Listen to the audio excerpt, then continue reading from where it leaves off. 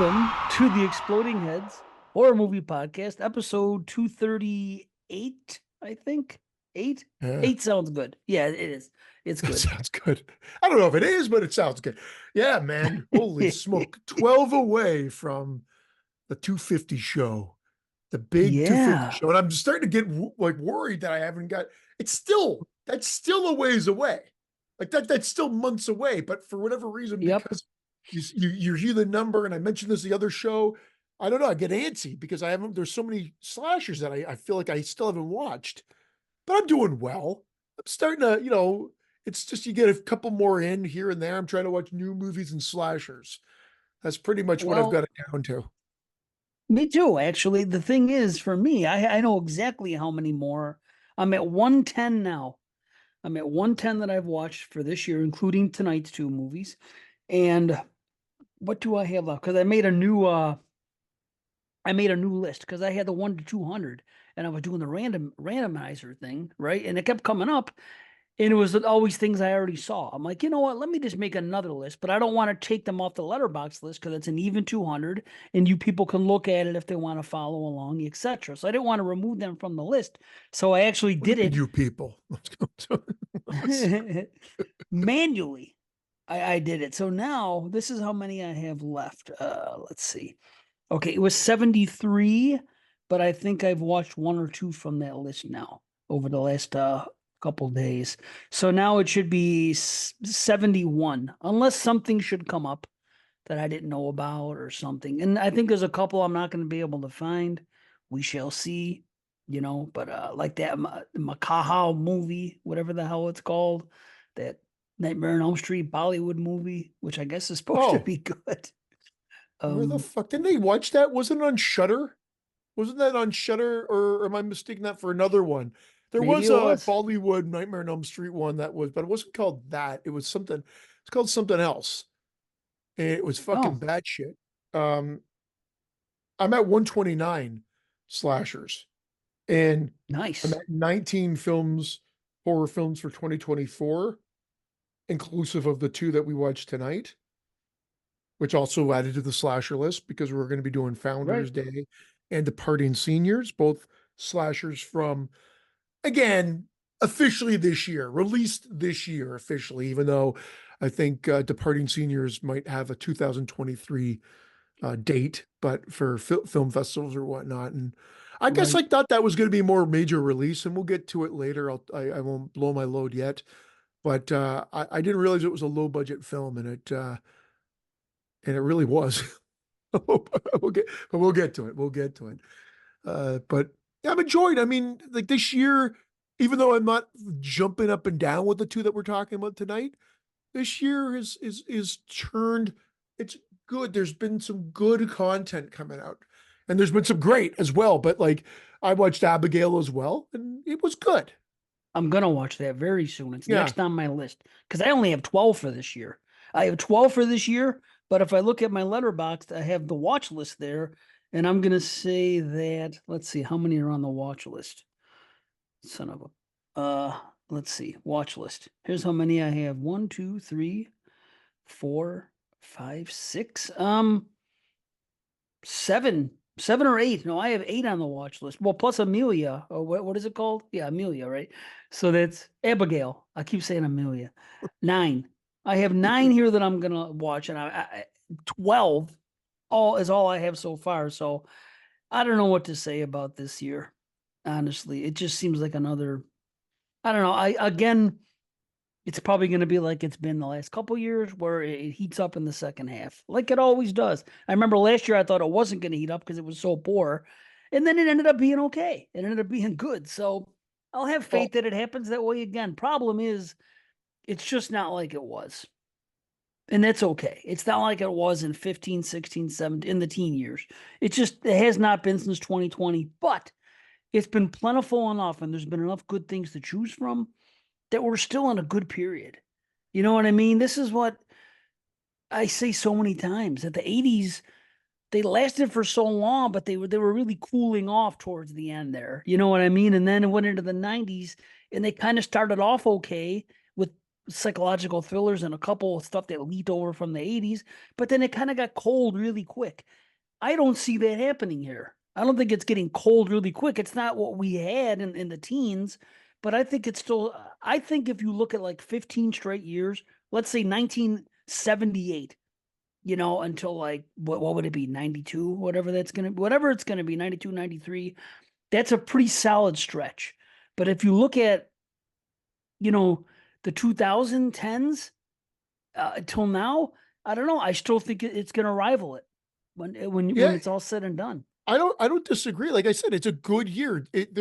I could do a top 10 now and maybe just not be happy with my number 10.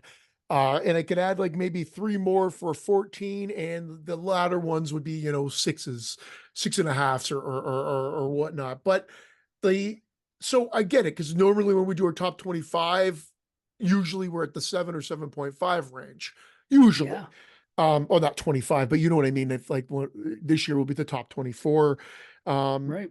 but I could, squeeze in a top 10. I wouldn't be, totally upset with that list.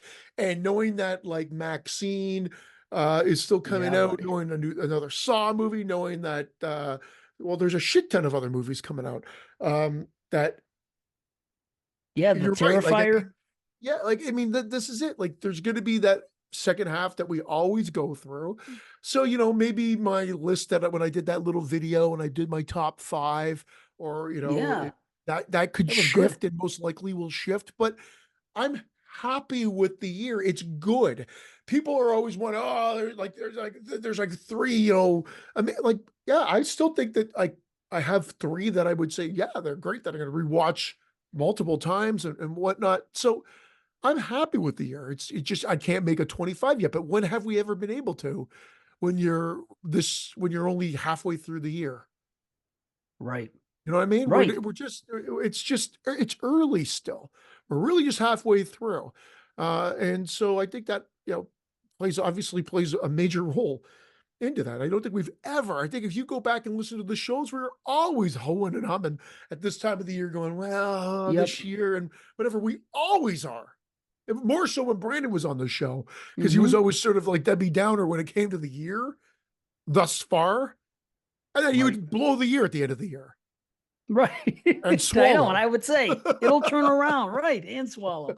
And I would say it's going to turn around. It's going to turn around. And last year was the one year I didn't think it was going to turn around, but I was proven wrong, and it did. So it's silly for me to think different until it happens. It's just the way I can only go by what history has taught us. So it's like, look at it, this 2020s.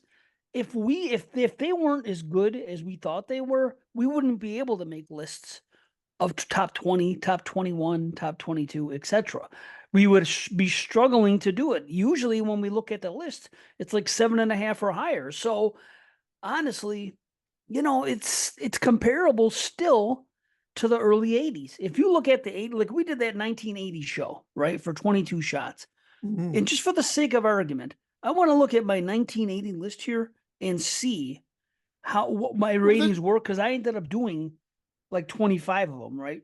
well, that's what we say. So, We hold that era in such high regard. And I get me, don't like, I love it. I love it. I'm not trying to say anything against it, but when you start actually looking at the top 10 to 15, you start realizing, holy shit, there might be five heavy hitters, and then you might have mhm, to fill up that list with good movies, but no differently than right. what we're doing right now. It's just that we've maybe watched them more times and nostalgia's played into it, like we always say. Uh-oh, that's not the look that I want to see from Dave if everybody was watching the video. Did you just get wrenched? No, I got a text about my father. It's never ending. Okay. Uh-oh. All good, or do we Anyway, need to a break? there's nothing I can do. There's nothing I can Okay. do about it. It is what it is. It's okay. So go ahead. I'm sorry. No, no, I was just saying that The I 80s. finished my thought. I was saying that when you look at that list that you're getting right now, I think by the like when you start getting the 7, 8, 9, 10, you'll be like, oh yeah. When you really think about it, yeah, we talk about the Friday 13th, The Shining, Cannibal Holocaust, and a bunch of others. Obviously, those are the first three came to mind. And then when there's three. And then when you start realizing that, yeah, there's great a handful more. But if you had to make a 15, 25, that top 25 list might start getting a little bizarro in the last 5 to 7 movies. Yeah, for sure. And it does. But it comes to individual tastes, of course, like anything. And Absolutes. Yeah. but look at this, 1980. 1980, we went 25 deep that year. We were supposed to actually record it, but the recording went so long just for the top 10 that we didn't do the bonus. So we were told to have 25 ready. So I have 25 ready. And if I look at 1980, my number 25 is a 7.5 out of 10. So, So what okay. is it? Or have you done the show? Can you say it? Oh, I done the Yeah, show a this is long time ago. oh, this is the yeah, this is the 22 shots. Yeah, yeah, it's 22 shots. Yeah, we did I it. We're stopped doing listening before 75. the show came out. Oh yeah, forget about it, right? I'm No, kidding we're doing everybody, 75. sort of. Yeah. Yeah, right. No, but my 25 was The Legend of Sleepy Hollow, which was a TV movie. Well, there we go. And it was good Point though. Meg proven. Foster was in it. Yeah, but it was good. Meg Foster was in it, and what's his name was She Jeff played the pumpkin. Goldblum. What? Oh, I remember Dick that. Butkus was Yeah. in it. It was Yeah, yeah, good. I yeah. never saw it before, you know. So, but I did good. My 24 was Harlequin. You probably never saw it before. Never even heard of it. I'd recommend it. This is good. Okay, 23 was Altered States. 22 was House on the Edge of the Park. 21 Motel Hell. These are all 7.5s. 20 See, Cruising. yeah, Go see, ahead. you even put cruising on that, like the Giallo, that is even more dramatic in action. But yeah, I'd fit it in. I love that movie. But it's proven my point. Like cruising is like borderline and horror, and like I yeah, thought so till I watched it. Altered States is a good option too. And what was the other one that you mentioned? Cruising, Motel Hell, House on the Edge of the Park. Motel Hell, My House on the Edge of the Park. Like all these movies we've heard of, but those are the ones rounding out the top 25. Like I mean, they're not bad movies. I'm not saying it. That's interesting because Right. they're sort of second tier films. But I still give them a 7.5, and it was still a solid year. You know what I mean? So it's like it's 1980. Of course, it's great. Fade to Black is on there. Yep. Contamination. I recommend that one if you never saw it. These are all 7.5s, and then 17 was Prom Night. Okay, now I go into the 8s, and I had the number 16 and on for here are 8s. The Attic, Without Warning, Humanoids from the Deep, The Boogeyman, which I ended up really enjoying, and a lot of people don't like it. And I was like, you know what? I really like it. I'm trying to figure out if I consider it a slasher or not. I think I have to watch it again for the slasher show. But that's a Zombie Holocaust. I'll write that Dress one to down too. Kill was my number Yeah. 11. So, And I then mean, when did Maniac? The Maniac was your number 2? Should I Maniac, guess? let's see. I'll give them all. Okay. 10 is Oh, no. Christmas Evil. I'd say Maniac was 3, Friday 13th 2, The Shining 1. That's what I'll guess for you, and then we'll see what happens. Okay. Let's see. 9 is Alligator. 8 is Inferno. 7 is The Fog. 6 is City of the Living Dead. 5 is The Changeling. 4 is Cannibal Holocaust. Number 3, Maniac. Number 2, Friday the 13th. Number 1, The Shining. Nice. See, we've been doing Very the show good. long enough. I Yep. don't think I would have gotten your 4 or 5. I probably would have guessed, as I mentioned, Cannibal Holocaust earlier already, but it would have been a bit more difficult. So yeah, that's awesome. Good list. And like as I suspected, yeah, there's some major heavy hitters there. But there was also ones like The Attic and a couple of other ones that I hadn't even heard of before. Yeah, watch them. Watch those movies. And The Attic is actually, some people consider it a slasher. I do not, but it was one of that's on slasher list. You can watch it. It's on YouTube. It's a good movie. You'd like it. I don't think it's a slasher. Well, But I what's like that? And The Boogeyman, just because why not? Have you watched The Boogeyman? Way back when I watched Okay. that one. That's the one with the mirror, right? The mirror breaks. Yes, there is a mirror involved. Yeah. Yeah. Yep. And I even watched the sequel, which is another one of those sequels that I think uses a lot of footage from part 1 and just Oh, to the fill original out one. the running Yeah. time. Yeah. Right, I think so. I've never saw it. I never even saw the Boogeyman. This one, all these years. I even had the DVD for years, and I just never got around to it. I don't know why. I don't know what happened. But then when we were doing 1980, I knew I had to watch it, and I enjoyed it. And But I know again, why, even though they talk to you, they use the term the boogeyman in Halloween. I mean, it's a secondary thing. And when you see the title, The Boogeyman, I get the Dave Zism. I think of that. I see the title, The Boogeyman. I'm like, ah, the Boogeyman. Why do I want to watch the fucking Boogeyman? It sounds right, kiddish, or it doesn't it sound does. like a hard-hitting horror movie. And I mean, again, then we had Boogeyman or Boogeyman that came out way back in the 2010 or 9, 10, 11, in that range. We had Yeah. um that documentary about the main slashers, Oh the yeah, Boogeymen. Boogeymen. Right. And then we just Yeah. had the Boogeyman from 2 years ago, last year, 2 years Yeah, ago. or Yeah. last year. Yeah. Yeah. There's a lot of So them. That's for coming sure. And then there back. was, yeah, it does sound basic of a title. But I guess not in 1980 it didn't so much. I don't know. I mean, I think they were aping off of, You're you know, basic. Halloween. You basic. Yeah. Where is he? You basic. We got to bring it back when he comes out. Basic B. Yeah. Amazing. Oh man. Oh shit. So, Imagine yeah, he's that was trolling us. Imagine 1980. like we Same get to deal. 251. He's like, yeah, guys, fuck you. Oh, I'd be like, I don't think he would troll us, yeah. but I'm still nervous that it might not happen. I won't feel content until we're there. Just Yeah. based on the history of everything. I won't feel, but then again, we did tell all the listeners. I don't think he let them all down. Yeah. So That's, people are that getting was that excited. was the goal, is announce it so that he's like, fuck, he's cemented in. He can't go. We're going to tie him to Right. his chair. I'm going to just turn his camera on for him. He's just going to have to sit there, do We'll the just make him do show. all his movies. Yeah. Whatever movie you want to talk about, B, you get one pick. We'll do 2 movies an episode.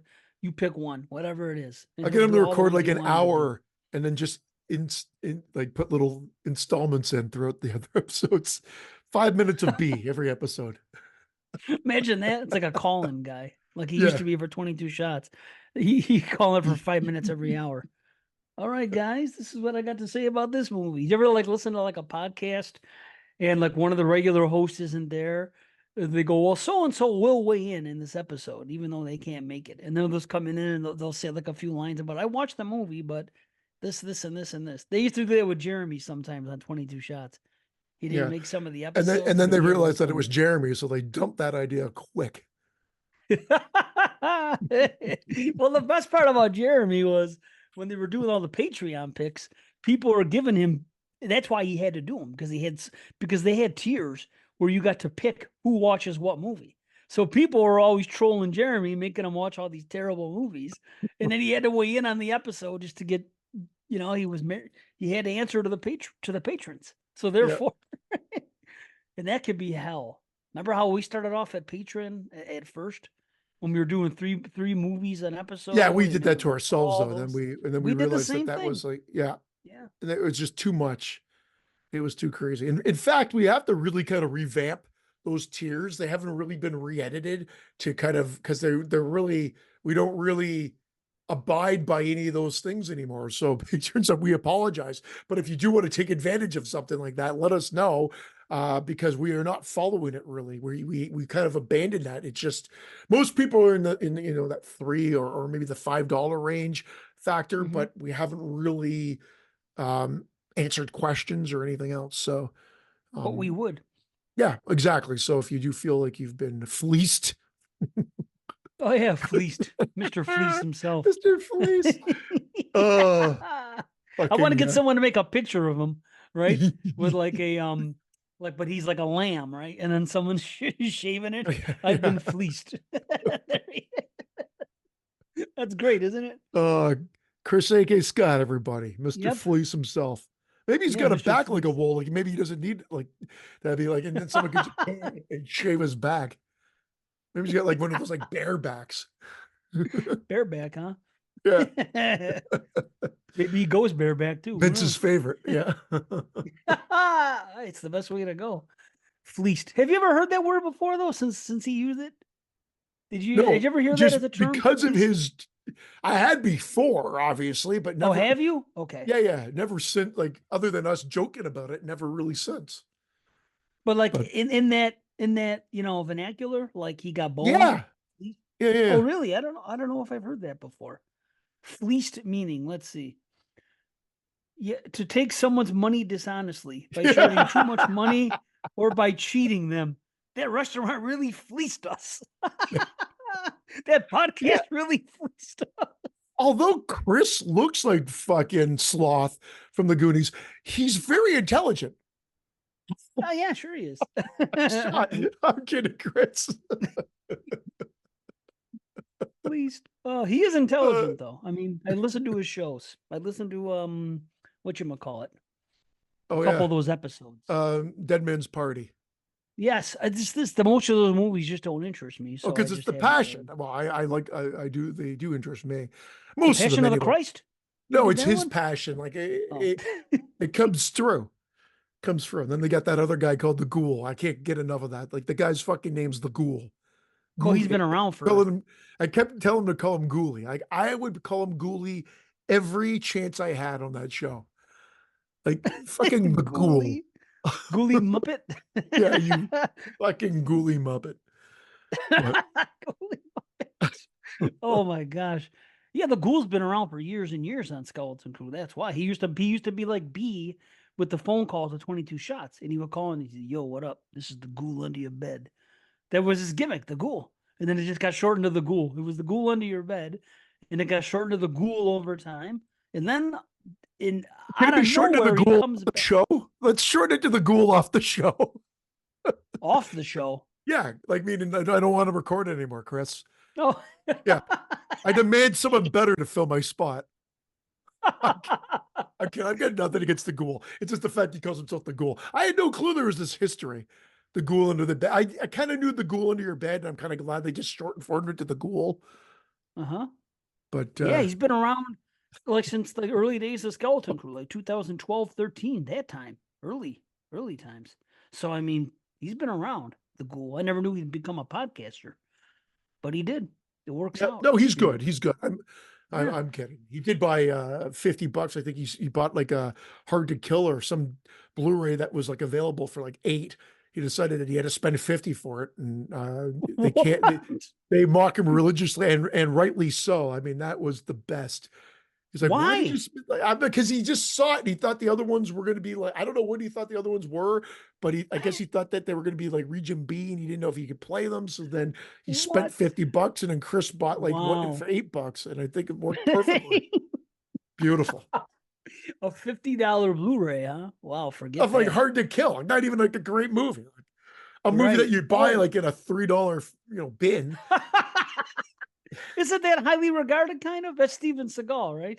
Yeah, I mean, his first few movies are the same damn movie over and over, but the first few are watchable. Above the Law, Hard to Right. Kill, Right. That's what I thought. Marked They for were like the Death, and jump Out for offs. Justice. Even though I saw Out for Justice in the theater and I was not a Steven Seagal fan, same theater that I saw Hard to Kill. Texas Chainsaw Massacre 4 in, as well as Oh, Popcorn, not like same little thing. Now, Popcorn I really enjoyed. I saw Repossessed there too. Repossessed I enjoyed. Out for Justice and Texas Chainsaw were both movies that I wanted to leave. I wanted to leave both those movies in the theater. walk out of them? Yeah, walk out of them. The remake, you mean? No, 4, Return to Texas Oh, I'm Chainsaw Massacre. sorry. Yeah, or Next Four. Generation, or whatever the fuck it was called. when I You was in the said that. theater. You said that. Yeah, I spaced the fuck out. I'm sorry. I'm Yeah. gone. Okay. All right. I was gonna say. All right. Wow. He wanted to walk out. So wait a minute.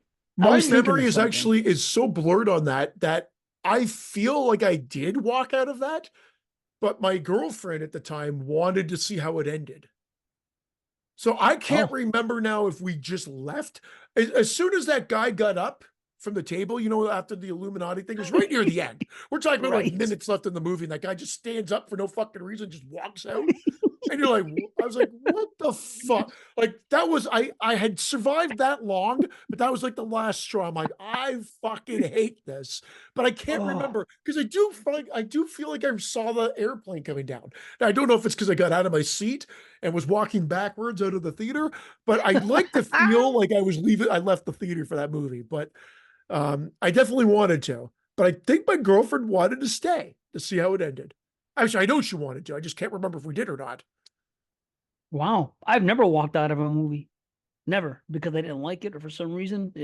I've unplugged on some movies mostly in the last like couple years or so, but I still say it's probably been, I don't know, 15. I'll up it down. I used to say less than 10. I'll say less than 15 movies I started and didn't finish because I didn't like, you know, something about the movie. Mostly the tone. It's mostly like the late ones. If I'm watching a podcast, if I'm watching for a podcast, pardon me, and I could tell by the tone of something, it's not going to make my list. I'm not going to waste my time with it. If it's too goofy, like off the bat, I'm like, wow, or this or that, something happens, I unplug.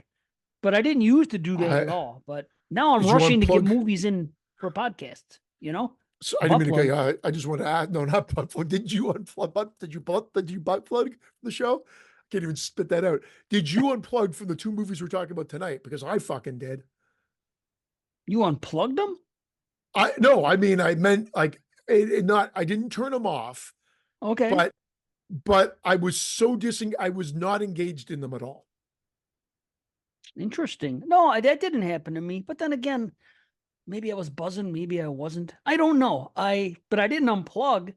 I looked at the watch once or twice, but I mean, no, it didn't happen. It wasn't that type of feeling for me. It's never going to happen unless I don't like the tone of something, or if I can't sympathize with the lead and they've made too many dumb decisions like early on, and I'm like, well, I can't like what the hitcher. That was the one time I unplugged based on that. Most of the other times I've unplugged, it's been because it's too goofy, and it's been for, like I said, a podcast, and I know it had, and I'm cramming, like the 1980 or the slasher thing or something like. I haven't unplugged on any slasher, not one. So I've skipped a couple because I've looked in the past and said, okay, I just watched this one last year. It's a 6.5. I've seen it twice. It's a 6.5 twice. I'm talking about that baseball movie. Whatever the hell it was, the baseball slasher, which isn't a bad movie, but Oh, you know, not not Billy Club. Billy That's Club. Is Yeah, it Billy Club? Okay, I think so. Yeah. the And I baseballs. watched it twice. Once was for the first slasher show. The second was for 22 Shots. We did a baseball show a couple years ago. And again, 6.5 both times. And I'm like, I can't imagine. I already know that I'm leaving sevens off this list. I can't imagine that this one is going to go up. And even if it makes it to a 7, what's going to change for me that it's going to You make the top 50? you did a So, baseball show? What the fuck was on the baseball show other than Billy Club? what the hell were they called? I'd have to look it up, but there were, Jesus. yeah, one was like some weird Japanese movie or something, and the other one was kind of a survival horror movie. Let me guess, Jerry, Yeah, JP had four balls on his face. Sorry. four balls. Oh shit! I wish I knew what those movies were. I could look them Baseball. up. Yeah, it's a baseball horror show. Interesting. Yeah, But yeah, that was a good no, gimmick. the movie, there's no rhyme or reason to the movies I've walked out of. I've walked out of Needful Things because I was bored, and I walked out of Wow, Rush, the drug movie with Jason Patrick Jennifer. and Jennifer. Yeah. Yeah, I was gonna say Jennifer Love Hewitt, Jennifer Jason Lee.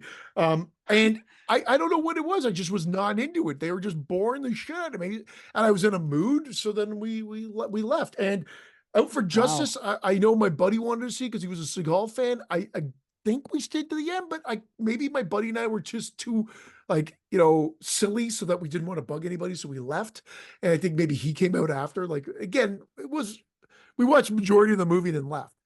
So it's just a Yeah. weird random selection of movies that I walked out of. The only one that would make sense, truth be told, would have been that Texas Chainsaw Next Generation. Yeah, that's fair. Yeah, Yeah. I could see that. Yeah, man, I can't even think. Only time I left, I drove. It was I didn't walk out. I drove out, It was a drive-in, and it was the second movie in a a double feature, and it was Lady in the Water. And we were like half an hour into it, and it was just slow moving and kind of boring, and was getting late. And I said, "You want to go?" So that was it. But maybe if I would have gone to theater just to see that movie, I know I wouldn't have done that. But just because it was the second on a a double bill freaking drive I've in. said on the show before, although I'm not a huge fan of that movie, that soundtrack's amazing. Love that Oh, is soundtrack. it? Yeah. Wow, That's one that interesting. Okay. I listen to every now and then. I haven't listened to it in a while. You just now reminded me to check it out. But I used to listen to it while taking the dog for a walk. It's very, very like dramatic, which is what I love. I love when there's like when it's not just undertone to the film, which both Founders Day, again, I keep bringing it back to the movies tonight, Founders Day and Departing Seniors seem to just have this generic undertone soundtrack. It's when there's just music from beginning to end, but there's just it's just there to, I guess, cut out any Right. sound inconsistencies or maybe to make it seem like there's stuff happening when really there's nothing going on. But it's literally just the blanket or whatever it's called, the music blanket throughout the whole movie, and it doesn't really accentuate anything. I'm not saying it doesn't swell or anything when there's a stinger or whatnot, but it's just always there, always constant. And you notice it Hmm. because it just doesn't add anything to the actual movie itself other than You annoyance. know, I don't think I even took any notes about the soundtrack, liking it or not liking it or anything. So I guess I kind of had the same experience. It was just not, it was just there, but it didn't really strike me in any way. It was just like maybe generic, like you said. I'm just glad it wasn't boombastic, which you get a lot ever since like Scream movies and these slashers. And not just slashers, a lot of horror movies, especially anyone that implements any type of comedy, you do get a lot of that. And you get it in Supernatural. That's the one thing about modern movies is that sometimes the soundtracks are great, but I still prefer horror movies in the 80s and in the late 70s with those scores. I'm not saying the filmmaking is even better. Some people just like the look of them. And I do like the look of 80s movies. I'm not going to say that, but it's just like, I don't know. There's like flavors of those movies, but I think the best part are a lot of the scores. I really do. It's just something that when's the last time we had a score in a movie? We have had a lot of them, and I listen to them, but they're not. What can I say? There's nothing memorable like a Halloween or a Friday the 13th or a Nightmare on Elm Street or something like that, right? I mean, there are good scores. I listen to them a lot. I listen to Neon Demon a lot. I listen Those are to themes. Like you're talking, the scores there's been some great scores, but themes. I think that's what you're talking about, yeah, like where it's like the signature to the film. right. Yeah, We don't and have that that's anymore. we don't have it to the same degree at all, or to any degree for that matter. There's I can't think of the last one. There's not an emphasis on it, it doesn't seem. And Instead, they do everything.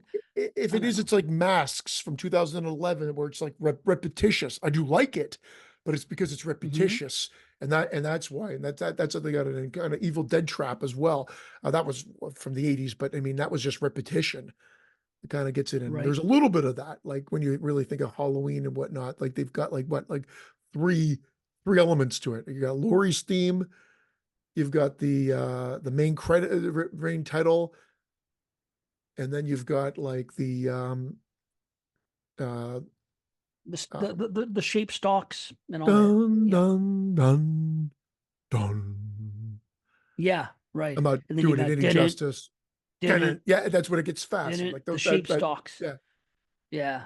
So there are different, there's like 4 or 5 different ones in Halloween. They get repeated a lot and they accentuate them more in the second one. On Halloween 2, they add they do that, but they expand a little bit more and they put some synth on it. And other ones, they don't have the synth on as much and they do that.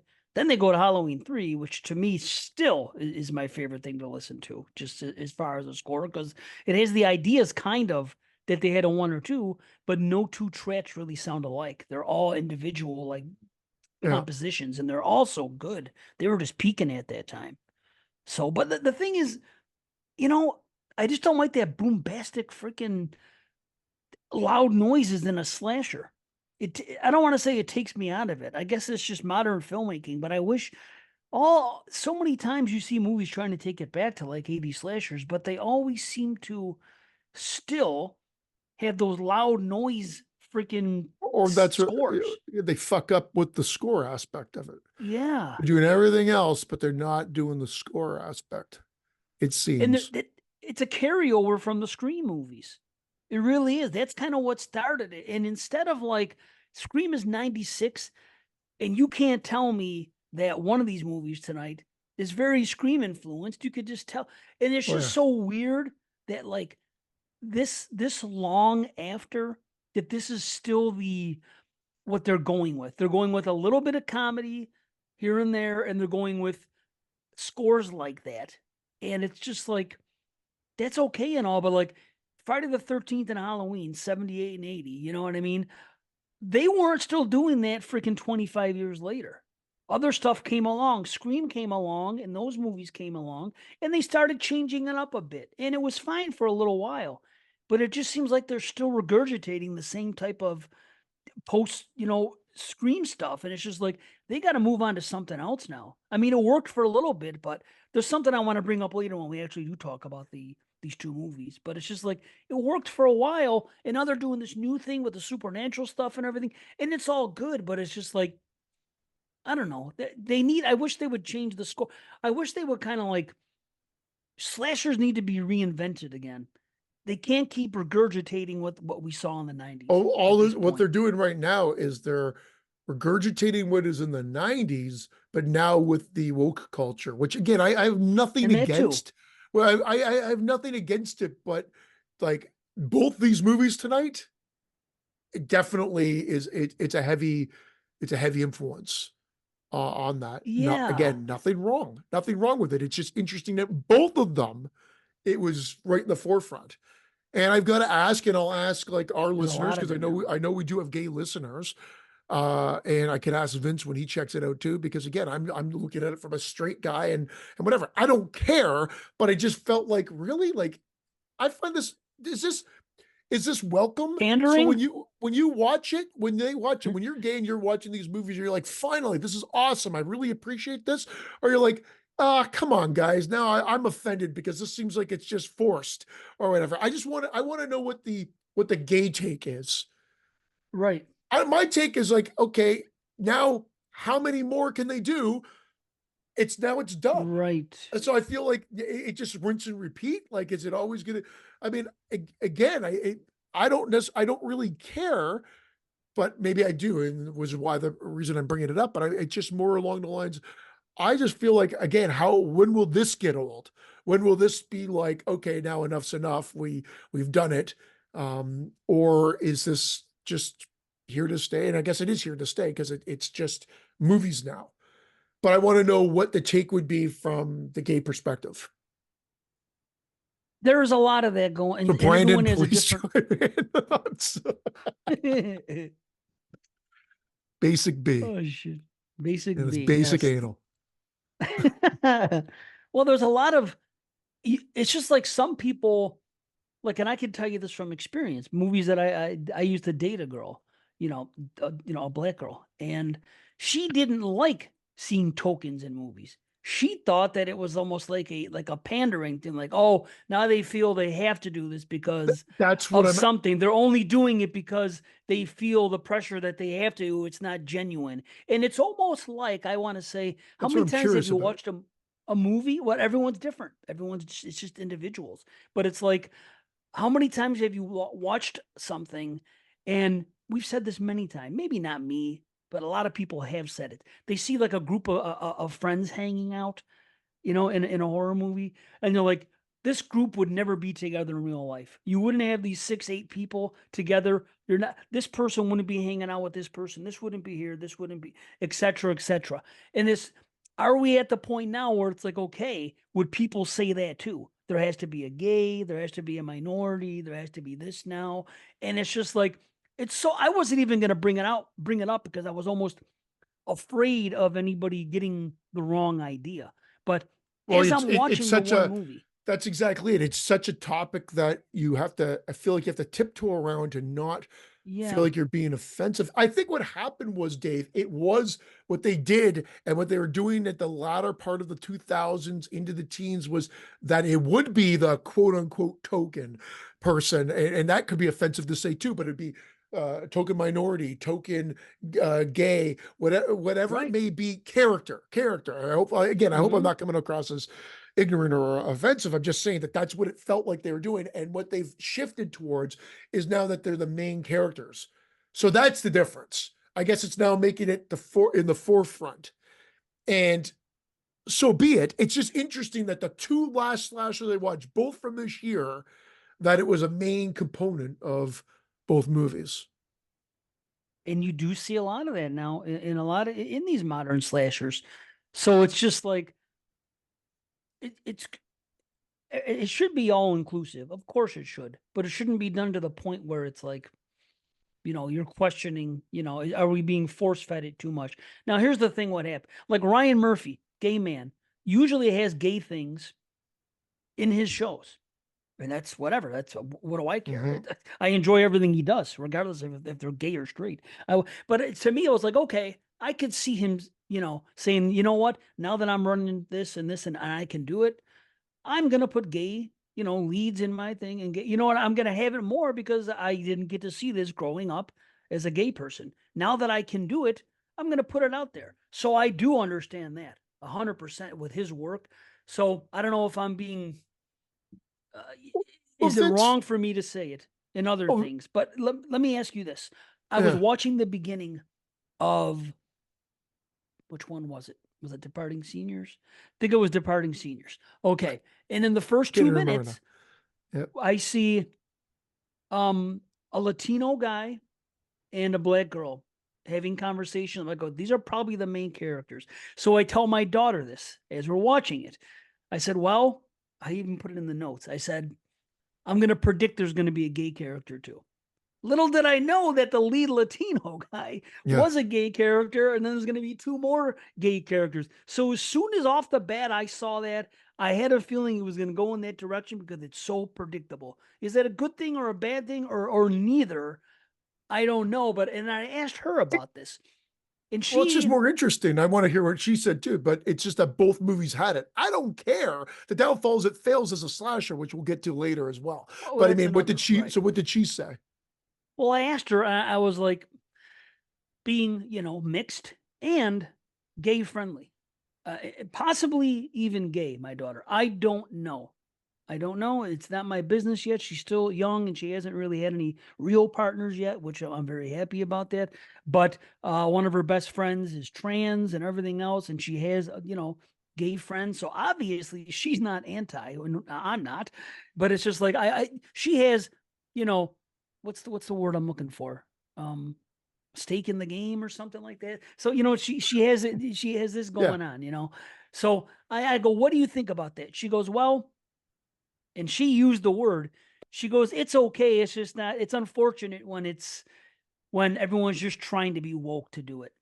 That's what she said, and those are her words. Okay, this is I'm not making those statements or because I know people get mad just to say those. And she goes, "You know what woke is, Dad?" I said, "Yeah, I do." I go, but I know that people get offended like just for us using that word. Some people are so hardcore in their views, it's like any person that uses that word doesn't get it, and they're using it as a derogatory thing, and those are the kind of people that I'm against. I'm not, and I'm not someone they should be against. I just try to see what I see. But she was just like, yeah, it just seems sometimes it's forced and sometimes they feel they have to do it. She goes, I don't care that they are, and she goes, I don't get the character or the actor or whatever. She's like, whatever, that's all good, but they should hire the person that's right for the job. And that's it, not based on anything except that. And I go, well, obviously a gay character was written by somebody already. So whether the actor's gay is irrelevant, but somebody wrote this to have gay characters. So that's what I was trying to get to her. But she's like, it should just be who's the best for the job. Then we got into the whole conversation about, I don't like, and she goes, well, just like I didn't like how the Little Mermaid, they remade her into a black girl. And this is from a mixed girl. And I said, I said, I agree. I don't like when they make change just for change's sake or to do things. And I go, but hear me out. I said, I didn't like when they made the female Ghostbusters because the Ghostbusters are supposed to be guys. But hold on. The Craft is one of my favorite movies, horror movies. I just freaking ordered the 4K. If they remade The Craft and instead of having 4 females, had 4 guys, I wouldn't want to see that either. It isn't because of anything. Like I'm opposed to anything. I just don't think making changes like that are necessary just to make them or just to show, Well, that they're they hip they would or to definitely try to never lure people in. redo the Craft as an all male cast. So that would get, that would get shit on. Didn't they just redo that Yeah, I know. anyway with another all female cast, like Yeah, I think they did, and I think last there year or were some something? cameos. I didn't bother with it. But see, that was the best thing I could think of. I was trying to come up with a movie that I like that has, I wouldn't want them to be replaced. Or even something that's close to home. Like And the it is. I don't want guys to be in the role. I don't want people to say, "Well, he's anti-women or something because he doesn't want female Ghostbusters." And I just try to say, no, I would do the same thing if, let's say, the Ghostbusters were originally female and they remade it later with males. I would say the same thing. Nobody wants to see that. Just keep it the way it is. And then and we got into I'm this conversation and about the Wonder Woman. My difficult wife part. didn't like Wonder Woman Oh, because not didn't like it. She was surprised at the appearance of Wonder Woman. And again, this is coming from a black female. And if it would have been black, she would have said the same thing. But I don't know what she was. I think she's Middle East, whatever her. I'm not even going to venture a guess because I never saw it. But she said she saw it on a plane flight and it came on, and she was like, she goes, "Why are they making Wonder Woman look like this?" I don't know what she is. Her name is Gail Gadot or something like that. But she was like, why would they do that? And that's all it is. There's no hate. There's just like, and you got to watch what you say, so it's even hard for me to say well, that. But I'll say this one more thing. I looked it up when I saw the writer of Departing Seniors. It's a Latino man. I looked into him and he is gay. yeah, So I noticed he that too. writes about a lead who is Latino and gay. So you know what? I could see that. That's That's not a fine. forced thing. That isn't a studio saying, "Well, we have to include this, this, and this." This is the writer of it wanting to have something that he relates to. And right on. There's nothing And wrong with that. that's what I was going to get at when I was going to interrupt you, and then I realized that I kept interrupting you. Is that there's been so many slashers as is. So what's the harm? It just seems bizarre that the two slashers so far from this year, not the only two, but the two main ones, I guess, happen to be the ones we're doing tonight, happen to have that is a main element or main component of the film. So it's just interesting. Well, yeah. And we see it now more than ever. And I think we should. I get it. I think we should have these type of movies, that are all inclusive. Of course we should. We always should have. But times were different and everything else. And it was kind of weird because, well, I'll talk about, excuse me, one of the slashers I saw earlier.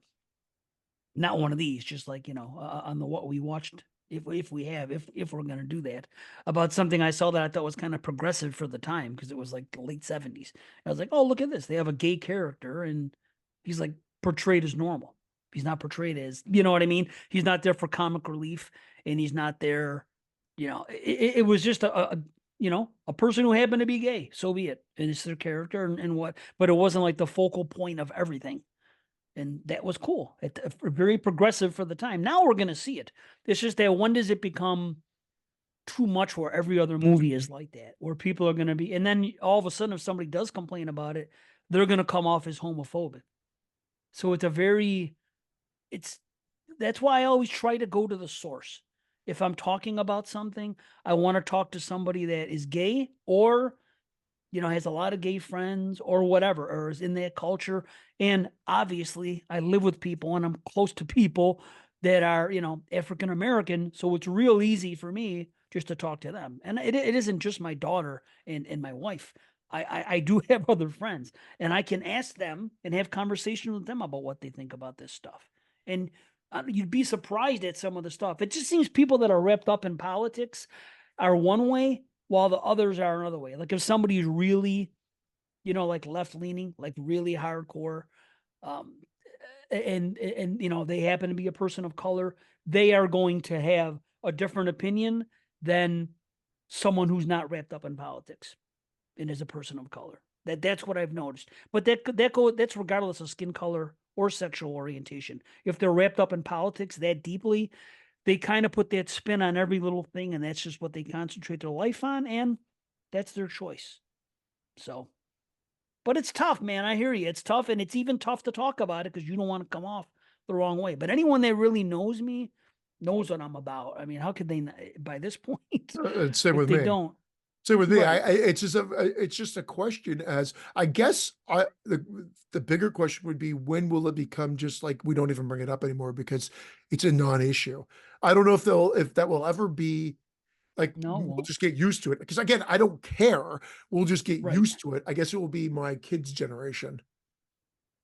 It'll never happen because there's still going to be people that are wrapped up in But politics on the other side. they're gonna be more and more in the minority because look at You how think? much has happened. Yeah, I believe like I think that's just the reality of it. Just becomes as time goes on, things change. And every time it seems like it might shift, and people are like, wait a second, or it might be going backwards with whatever is the hot topic of the week or the month. You know, things work its way in and fix themselves over time no matter how Yeah. weird it might seem that we might be going backwards on certain things or backwards is only backwards to certain people. So it's all relative in that as well. But um how many slashers or how many movies did you end up watching in between? I was shocked. I guess we hadn't recorded for a bit because I did one, two, three, four, five on top of the Let's two see. movies that I did today. So five slashers. Let's Seven see. including the two movies, obviously, we did tonight. Oh, okay. Yeah, let's see. What did we talk about last? Ghost Dance. Uh, oh yeah, I talked about Freed. I talked about Scalps, right? Yeah. I talked about the Dorm That Drip Blood, I think. Yes. Okay. You were just started it. You hadn't finished it. Oh, okay. So I would have 1, 2, 3, 4, 5, 6. But I could skip one. One's Helm Light. We've talked about it before, you know? Yep. Mine are So I going don't to have be to talk mine about are Helm two that Light. you've already seen that you just sort of Oh, spoke about, but because you brought them up, I figured I'd check them out. So mine was Scalps, Murder Lust, Blood Frenzy, Scream 1981, and Dream Home. Those are the five that, and I'll talk about Scalps very briefly because I didn't finish it. do it up. Oh, okay. Really? Because you Yeah, pulled the plug? I pulled the plug, but it because of Plex. So I will go back to finish it, but it was very low budget. But admittedly, everything that you said about it was enjoyable. It is on the very like I've got a low budget threshold, I think, Hmm. and it's like one of those ones that looks like it was made on the weekend, which it might have been, and it just I don't know. It was like you said there. It's not the prey, but the thing that it had going for it were those gore effects and the fact that it at least had some seemingly likable kids, but not enough to make me have to sit through the 3 minute commercial breaks that Plex was making you sit through. You're right. They just when you're in this realm, even Tubi now is like a minute, maybe a minute and a half tops on their worst commercial breaks, and Plex is double that at least. Oh, it's So awful. then by about 40 minutes in, I was just like, you know what? I don't even feel like it's just not worth it for me to get through this. Right. So at some point I'll try to go back and check it out.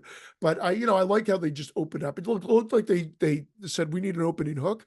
Let's just have a nice good old beheading that was done Friday the 13th style, like you said. Like it opened up Right. with the 13th beheading and one of the scalps, but scalpings that happened later was gory, but I can't say I enjoyed it.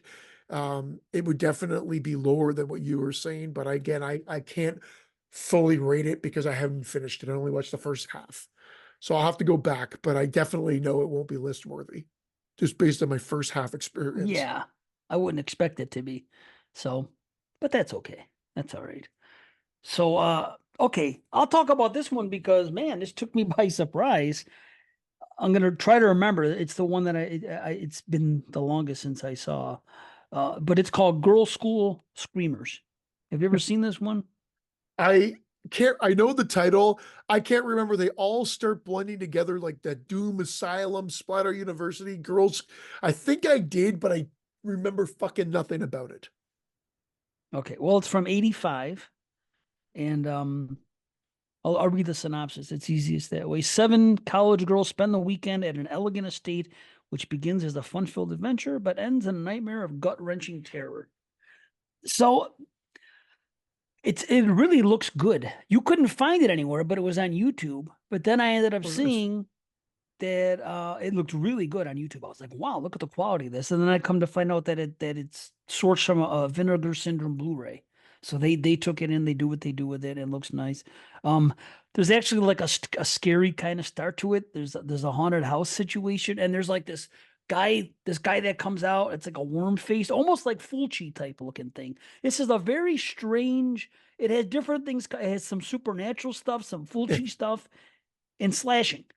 So it's kind of another rare bird that I'm definitely going to tell people to watch. But there's like these Catholic schoolgirls with honors, and for some reason somebody's passing away, and they're donating the church and their estate. Pardon me, they're donating this estate to their church. So these girls have high honors. So for some reason they want them to go there and spend the night at this estate. I forget the reason, and I don't know. Um, and then you get the tragic history of a girl that was once at this place, something that went down there. There's a nun in there because it's the 7 schoolgirls, and for once, the nun is nice. They don't portray the nun as being a bitch or any of that stuff. The 7 girls that are there with her like her. You know what I mean? So that was kind of a refreshing thing. Well, we get into a decent backstory with flashbacks about things that have gone on with here at this school, at this place. Sorry.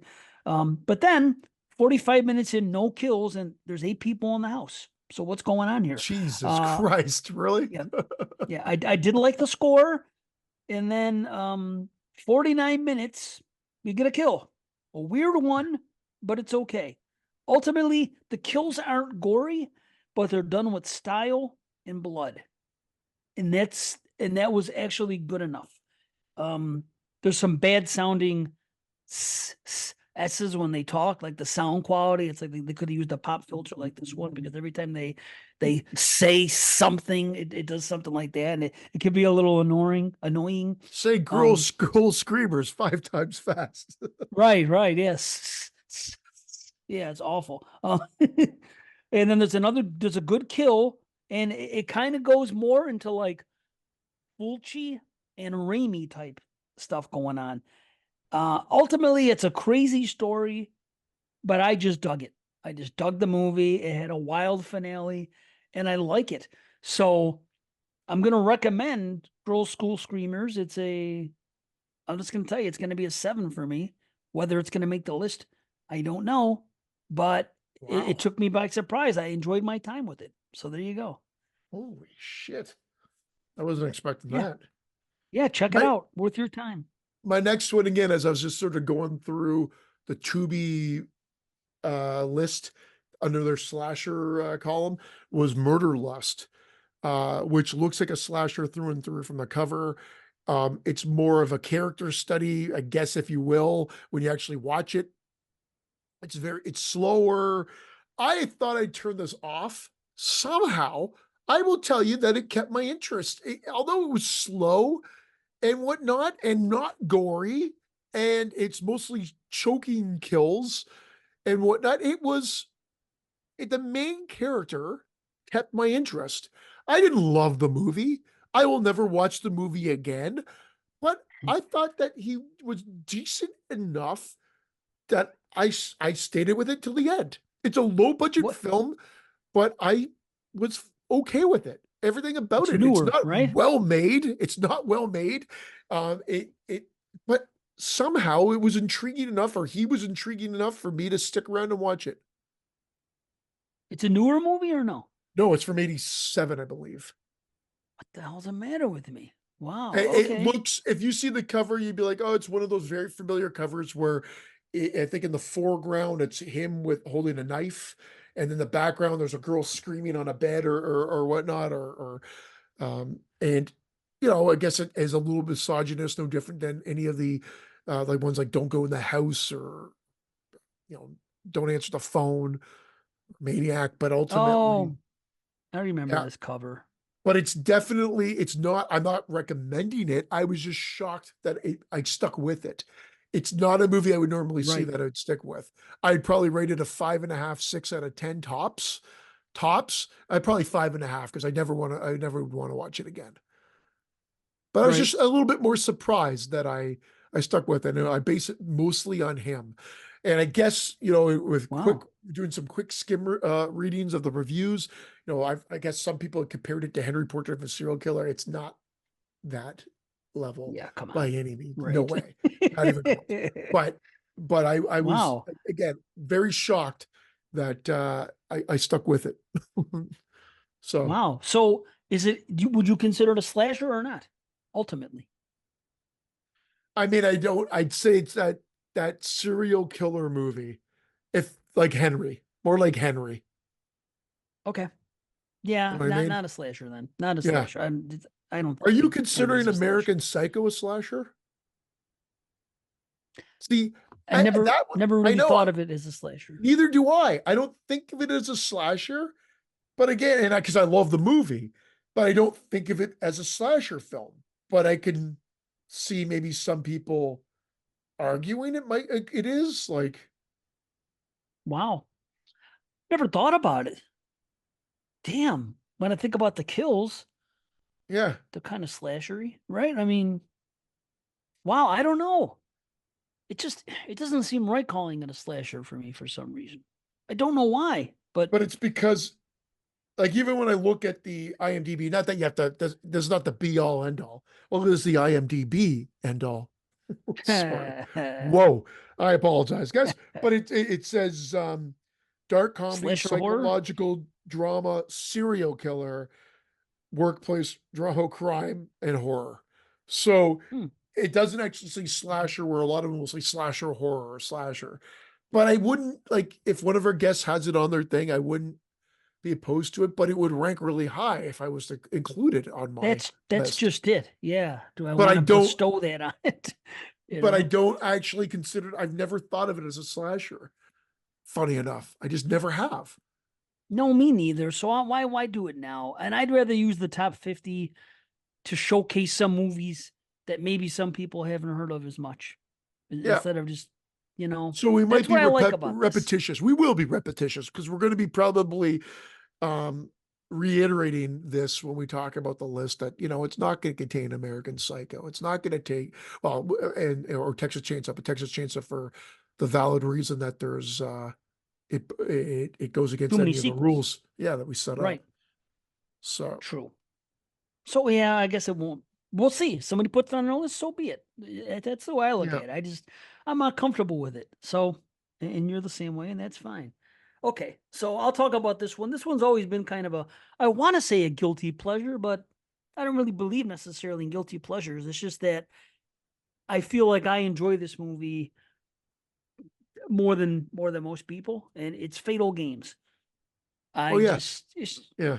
I haven't I watched just, it yet for the show, but yeah, you have watched it or no? You haven't? I've seen it, just not for the slasher show. Not for this. Okay. Well, it's got that fun intro. It's cheesy. They got the music playing. Track and field nationals are coming. They're prepping. There's a really well done javelin kill in the beginning. It kind of slows up a little bit because they're taught there's the doctor and there's the trainer and they're trying to get these kids ready for the Olympics. There is a lot. There's experiments going on with these kids with steroids and other things, and that is like that's a subplot to the film, and you kind of got to deal with that, but it doesn't weigh it down as much as like in some other movies it may have. There's a lot of TNA. If you're into that type of thing, you do see a lot of that in this movie. So there you have it. It's kind of cool. You see the killer with the hood, but you can't really see their face. They do some cool things with some lighting. There's some blue lighting going on there's an impalement scene. I like the kids. I like the score. There's a great kill with the javelin. The thing is, the javelin's used all the time, but even though the murder weapon is repeated, it's used in different ways. And that's kind of, at least they were a little bit creative with what they were doing. And some things are a little bit, silly maybe to look at, but there's, it's cheesy, but it's fun. It's just, it works for me in that way where it's not overly goofy, but I just enjoy my time with it. Now there's a weird third act chase And this is the part that always slows it down a little bit for me. And you're watching this dude walk around on crutches for like freaking 10 minutes. And so they probably could have cut this. I don't even know why they had to do this. Um, the killer ends up being predictable, but not so much the twist and the reasons behind it and what's going on here. You kind of figure something out and think like, oh, this is what's going to happen here. And then, and it's a freaking interesting twist if you don't remember. And it's one that was, again, it's a curious piece.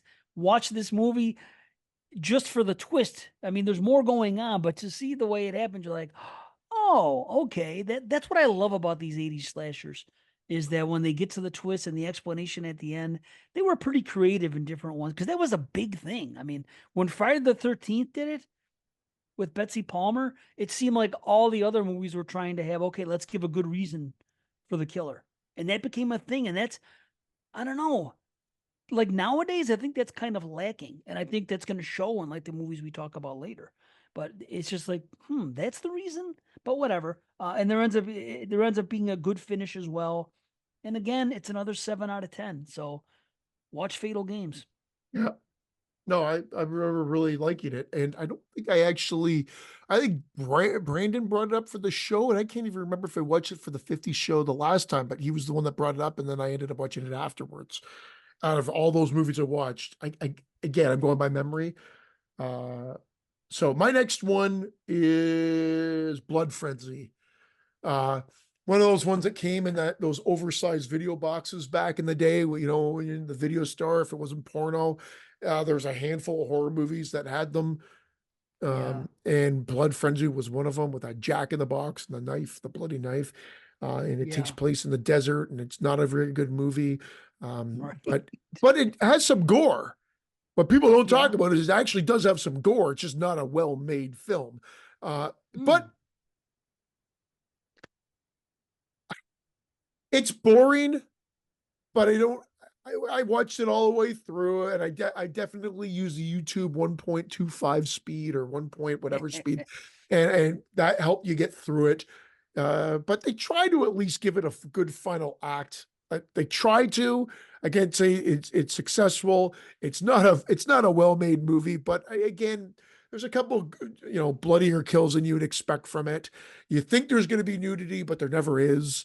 That probably would have elevated even more. So, yep, call me crazy, but maybe it would have.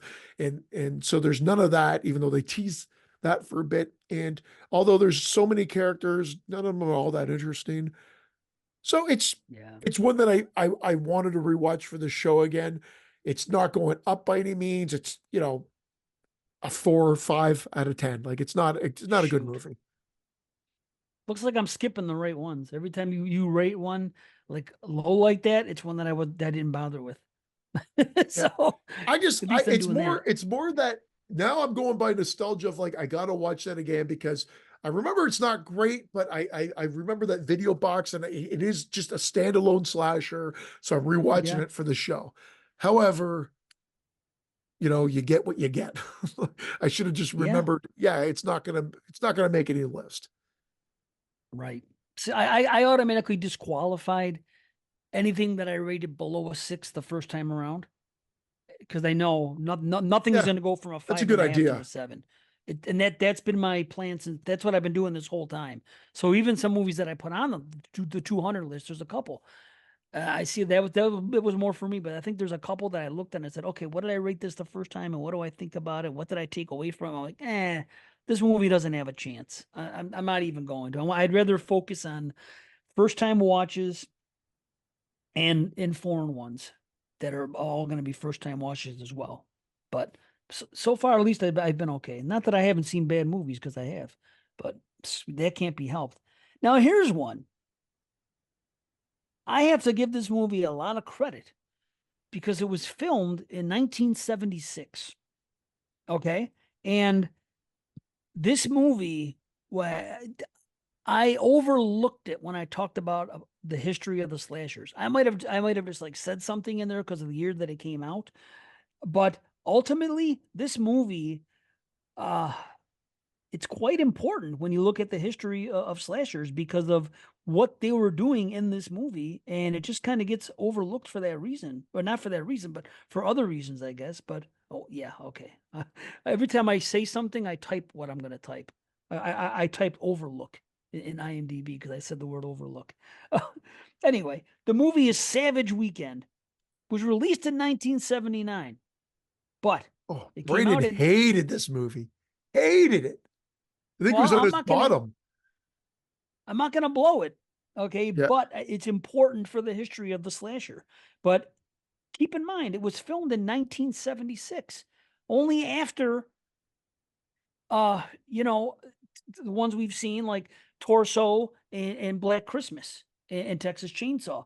But I mean, this movie had freaking slasher kills in it, and with more gore than we've seen in other movies. So this predates what they did with Friday the 13th and what they did with To All a Good Night. Even this is a movie that, I'll just read this here. Several couples head upstate to the country to watch a boat being built. Unfortunately, they are stalked by a murderer behind a ghoulish mask. It is kind of a ghoulish mask too. It's kind of cool Like the looking. ghoul But from yeah. No, like Bughuul. Yeah. Bagoulish mask. Savage Weekend. It starts off as an angry ex. This guy showed up and something's going on with him and his ex-wife, but they're getting ready to go somewhere. And, then we see this guy walk into a gay bar, which I'm not sure was a gay bar, but this guy was gay. This is what I was thinking about, how it was progressive for the time. And the way I was watching it, he walked inside. There was only guys in there. And the way some of the guys were dressed, I thought they were gay too. And I was like, wow, this is pretty progressive. There's just a random gay bar in here, and they're not using it for laughs, and nothing's happening. But then something happens, and he gets into a conversation, and these guys end up messing with him, but he ends up kicking their ass. So I'm like, okay, maybe it wasn't a gay bar, but the gay guy still kicked their asses. These biker looking guys. So whatever. Uh, now I'm 52 minutes in, and the only kill I've seen is in a flashback. So I'm like, okay.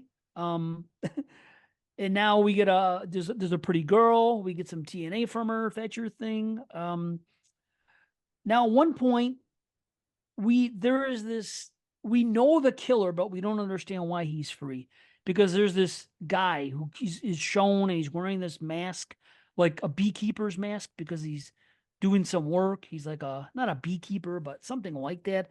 But apparently he had deformity. They said he had a chainsaw accident when he was younger. But then we come to find out that he, years back, killed a couple. Like some girl spurned him or something, and something went wrong. And then she ended up seeing her with some other guy, and he went out there and he murdered them both. And I'm thinking, okay, so if this is the case and they're trying to make him the killer, why is he free?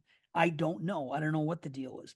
But then, we get a couple decent kills. We get a needle in somebody's ear. The group of friends is unusual, like I said, but it was done at the time. It is a ghoulish mask. There was an impaling. And what's cool about this is that some twisted stuff like this does happen in real life. When you get to the reveals and when you see what goes on, and there's a kind of reveal upon a reveal. We're teased for a great kill, and then this is weird. This is an early example of a cold open brought back to the end. You know how we see a lot of that in modern film?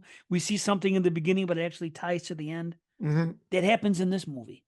And it's cool because you see it one way, but then when they play it the second way, it's done right, but you don't have the context of it and you don't see what happens after. So that's actually done kind of well. It's a cool score. It sounds like an Italian score. It has a lot of those boo boo boo boo boos, like from freaking Cannibal Holocaust, like those things are going on. And I end up actually liking the ending, even though it's not a typical ending that I like. But in this case, I'm glad it worked out the way it did. But like I said, we have a good impaling that it's reminiscent of like the end of Friday 5, with Roy. Somebody falls on one of those things. We get a needle in the ear, I said. So we get some freaking actual slasher kills in this movie done in 1976. So I've got to give it props for that. Ultimately, the movie, I don't hate it. I'm going to give it a 6. I'm not going to watch it again. But for the history of the slasher, it's almost like I have to recommend people see it just for that reason, because of when it was filmed. I in the feel way like it I plays out. watched this. I do remember Brandon hated it, almost positive. It was one of his worst. And then I remember the cover of this because it's got the Yeah, hooded with the skeleton with the it's scythe like a Grim or Reaper. yeah, Yes, exactly. I remember Um, that too. but I don't think I watched it for this show yet. I think it was for the last time. Um, but I had it on the short list. But they do some weird things towards the end with the killer. And you think it's the killer, then it's not, then it actually is. But then what's this guy doing? So there's a little bit of weird stuff that goes on that I didn't know why they put it in the plot.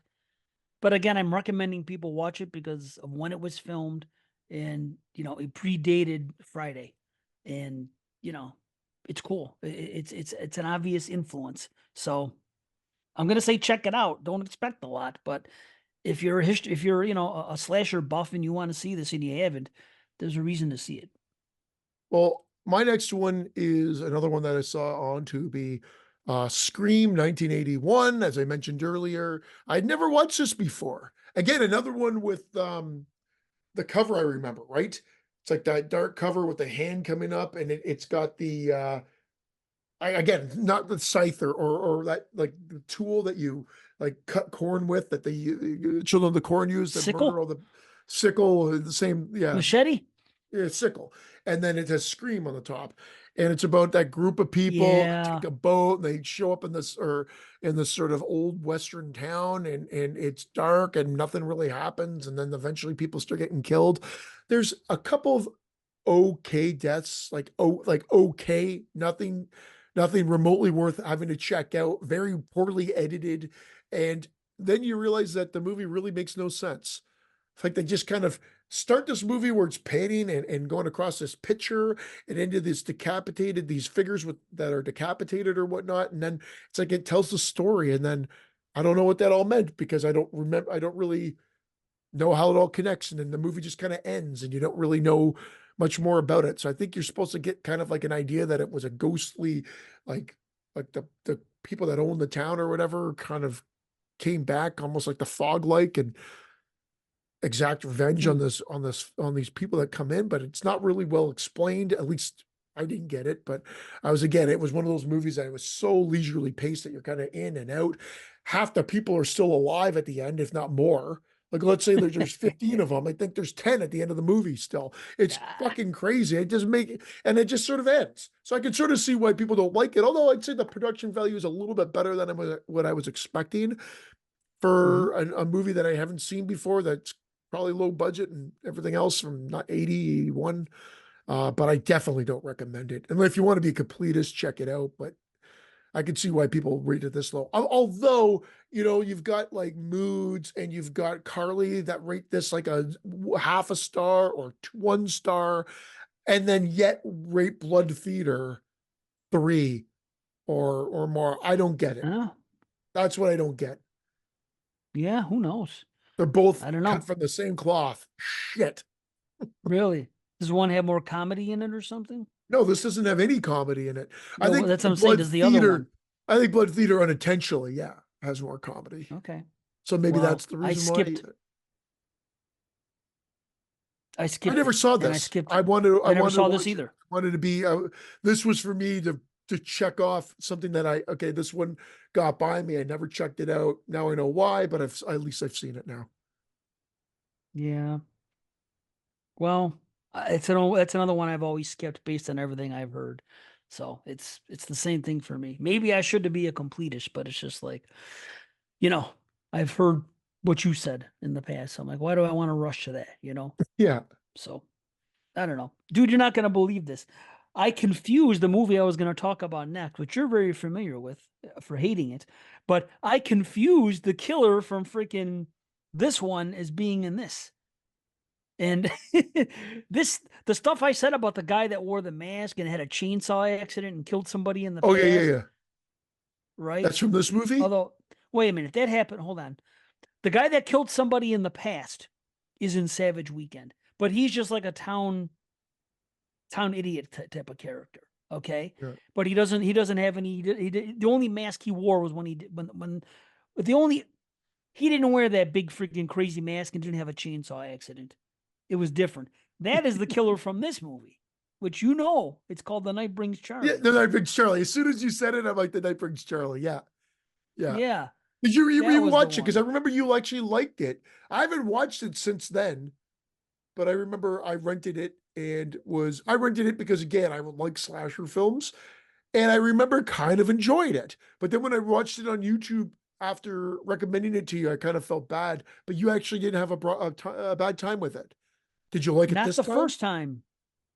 Um, no, the first time I ended up giving it a 6. And I Yeah. said, well, I'm going to watch it again because I gave it a 6 last time, you know? Um, and this time, no, I came back down to earth on it. And I was like, I wonder why I rated it so hard, you know, so high before, and it didn't happen. But anyway, yeah, I'm sorry for the confusion. And just let me do this really quick. Okay. Sorry, I just had to send something out involving my father. Okay, done. So, yeah, this one here, you get the long and serious opening credits. Um, there's some weird things. There's a guy that screams like a girl. A lot of weird conversations. Charlie does the tree service. You get a Yeah. throat slit. It's a ridiculous mask that he's wearing. This one guy's crying, but it actually looks like he's laughing. there's, there's a shower scene. Um, whatever. It's very low budget. There's a dream sequence. The final girl being stalked. We get that early. This is the problem. There's a lot of cop and doctor action, which really weighs it down, you know, and it's just too much. And then it just gets convoluted. I'm like, I don't know who the killer is. I don't know what's going on. Is he the killer or is the other guy the killer? Is there more than one killer? It just got too convoluted for me. You know, there was one kill that was kind of decent, but it wasn't gory. The reveal, one reveal seemed okay, but then I don't know what they ended up doing with it at the end because I kind of fell out of it. Um, there's some WTF moments, and ultimately the guy says the people of Picoe deserve better than this. And I'm gonna agree. The people that watch slashers deserve better than this. And it's just a 4. That's a Yeah, it's that makes sense because I remember when I watched it, I think it was again rented for whatever, but enjoyed it for just like I enjoyed Psycho Cop 2. Don't like Psycho Cop, but like Psycho Cop 2 because it's so ridiculous and it was more comedic, right. and whatever. And but then I went back to watching. I'm like, what the fuck did I like about this? Same with like Night Brings Charlie because I remember I'd recommended it, then watched it because I think it's available on YouTube. And I was like, wow, this is not, has not aged well. And it's not, this is more of the movies I shit on than anything. Right. So, but again, completists, if you haven't seen it, you know, what we've learned in this little community of ours is that some people absolutely love shit and some people Yeah. absolutely can hate it. So you never know. Never know. Right. Jerky boys. You And my never last one, ever no. which I'll talk about very quickly because you brought it up and I still really enjoyed it, but I don't think I enjoyed it as much as the first time, but is Dream Home. And the reason I say that is it's still a fantastic film. Still should be seen by everybody. I think we all blew it and it went into our Hall of Fame, if I'm not mistaken. I feel like I gave it a Really? 10 out of 10. I feel like I gave it a 10 out of 10. It's not a 10 out of 10, but it's a 9 out of 10. No. It's I like it. Like an eight and Right a half, on. 9 out of 10. And it's still good, but I'm like, well, as I was watching, I'm like, why did I? So I can't remember. I want to go back to that show because I'm pretty sure it went into our Hall of Fame. I want to check now too. I don't even remember that, but it might. And I Maybe like there the was a whole 10, a setup. 9, and a 9. If I you like give it how a it 10, plays with the time factor. Not it's a not time travel movie, but it tells like three different distinct timelines, and you're flash forwarding between them. So it starts kind of in the present. Well, in the movies, when the movie takes place present, and then it goes back in the time, and it comes back. So ultimately, she's making her way to take over her dream home violently. And I'm not giving anything away because you kind of know this within the first few minutes of the movie, and it follows her progression and what she has to do to kind of secure this house. Um, but it's very gory and it's yeah, man. uncomfortable to watch. because it looks like these people are actually suffering, whether it be suffocating or whatever it may be. But yes, it's super gory. It's like shockingly gory. Uh, some great effects, and everybody should check it out. I believe it's on Shutter. The way I saw it was we got AMC Plus, which I think incorporates some of the Shutter options. And Mhm. that's how I watched it. But ultimately, yeah, check it out. All right, well, let's jump into it then. If you're not going to do that last slasher, we'll talk about our first one from 2024. Again, says 2023, released in 2024. It's called Founders Day, which I think must be an American thing because I don't know I don't know what that is, what the to be fuck honest. what it is either. I was going to look it up, but then I didn't.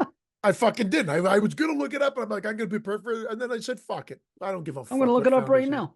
You do What it. is Founders Day? Let's A see. small A day to town is honor. oh, sorry. That's funny. I You tell started me what reading and you Founders Day started is. reading. Okay. Founders Day is a day to honor the founder of an organization or society and to recognize those who have contributed to the development. It's often celebrated in schools and colleges where students, staff, governors, and friends gather to commemorate the school or college's founders. It is celebrated in some countries as a national holiday, such as Ghana and Liberia, to honor the country's founding fathers. So weird. Yeah. So, Anyway, oh well. Founders Day. Comedy, horror, mystery. A small town is shaken by a series of ominous killings in the days leading up to a heated mayoral election. Sorry. And what it's interesting is it's directed by and written by as well Eric Bloomquist. And not that he's a great director by any means, but I got to give this guy credit where credit's due because I'm not a fan of this film, nor the other film that I'm going to be talking about. But this guy's been churning out movies, and I'll give him that. Who is Like he? for his name is Eric Bloomquist, but I'm just saying, just from since he started making movies, he's had he's directed 15 fucking movies. Why did I just? I want to see the directing. Wow. So, in 2023, he had a short film called Perception, a feature film called Intermedium, and Founders Day. In 2022, he directed She Came from the Woods. In 2021, he did Christmas on the Carousel and Night in the Eagle Inn and Weekenders, three feature films. None of these Hmm. movies have been highly rated other than Intermedium. I'm just saying that he's Huh. been very busy. He did 10 Minutes to Midnight. Remember that movie? He did that in Wow. 2020. And then a short Intermedium, which I guess obviously was the inspiration for his longer one, and then did Long Lost and She Came from the Woods short, which led to the feature film in 2017 and Long Lost feature film in 2018. So this guy has been consistently working. I'll give him credit for that. Just wish the end product was a little bit better. Fair. So there's two Founders Days that he did. There was a short and a full length, No, or no? Did I? in this case, it was just the full one. He did the short from She Came Up from the Woods, and he did Right. a short for Intermedium. Okay, I got confused somehow. Okay. See, it's weird. I thought there The might way have I been a said it. short Yeah. because for some reason this is based in 2019, which I found odd. So I was looking it up. I'm like, was this filmed in 2019? It didn't come out till now. And from I can't tell when it was filmed, but I don't know. Weird, isn't it? Yeah, that is weird. Maybe they Yeah, want I to do noticed it right off the pre-COVID. bat. Maybe they just want to do a pre-COVID kind of world. I don't know. But I don't know, man. again, I was a little taken aback because it's presented as a slasher film, and the opening for a reason that we got to get into. So again, spoilers are going to be abound and throughout, Yeah. guys. Just so you're aware. But the opening quote unquote kill is goreless. Now, the reason for it we find out later, but that because it was goreless and because of the way it was done, Hmm. I've kind of figured it out. I kind of figured it out as the movie progressed. I said, I think this is going to be one of those dual killer scenarios. And I'm not going to say there's not aspects of the film I didn't like. I definitely like some aspects, but I was underwhelmed by how it started and how it progressed. I didn't like the characters. I didn't really like anything. And then it's like a gavel that has like a knife in the thing. So I guess they're trying to Yeah, make it this new way of killing, but it comes across rather silly. Like when the father gets stabbed, I was laughing my fucking head off, and then I kind of thought really? like it is branded as a comedy first, then a horror. So I'm like, oh, maybe that's what they're Huh. going for. But I feel like they went for the comedy afterwards, almost to kind of safeguard the movie because it's not scary and it comes across more laughable than anything. I didn't really notice the comedy that I noticed that I didn't like was a lot of it was from the one character, but it wasn't over the top. It was just some comedic lines by that one the cop, the female, the commissioner, I guess, with the blow pops. She would Yeah, have some lines that I was like, well, okay, they put that in there for a couple of ha-has or something. But I didn't take any of the kills as comical. I didn't take matter of fact, my two favorite deaths of the whole movie are or the two candidates, which was done at the same time, one being the father, one being the mother of the other one. I mean, And I thought that was a great I loved that. he's holding the gavel there. Like I'm like, oh my god, that looks so fucking horrible. Like I'm laughing my whole way through. I'm like, Wow. I was at that point of the movie, I was already out. I was done because the mayor, so he's the candidate that wants the position, and the female mayor that's in position has this meltdown sequence that I fucking couldn't help but laugh. And again, I don't know. I'm assuming they're going for comedy because it's written as a comedy horror here, but it seemed like unintentional comedy, her breakdown. It was so bad. I was like, what the fuck am I watching here? I was losing my mind, like thinking this is just so bad. It's good in a sense. Like Huh. it was falling apart in front of my eyes. I'm like, what am I actually witnessing? But you didn't notice any of that, eh? No, I didn't think it was goofy. I mean, a little bit, but like not over the top where it was going to turn me off. Um, I knew a couple things were going to happen. I knew that the mayor was going to make it about her on that one scene. I was able to call by the dialogue where it was going. You know what I mean? And then even though she lost a kid and everything else, I knew she was going to make it about the election. So maybe some people saw that as funny, but I don't know. I figured that the woman's got nothing else going on. She's just reverting back to what she knows because she's so messed up after everything that's happened and she's been drinking. So, but I didn't really, like I said, the only comedy I saw was the lines from the stuff. I thought the kills looked fine. I don't know. That's weird. I don't know if I I'll thought watch it again, but the kills seemed like sorry, everybody. The kills seemed like it was like not all, but that they didn't feel like they had enough blood on the set, so you could definitely see the CG add-ons afterwards, like for extra blood splatter or blood spurting up into the frame or whatnot. There was that.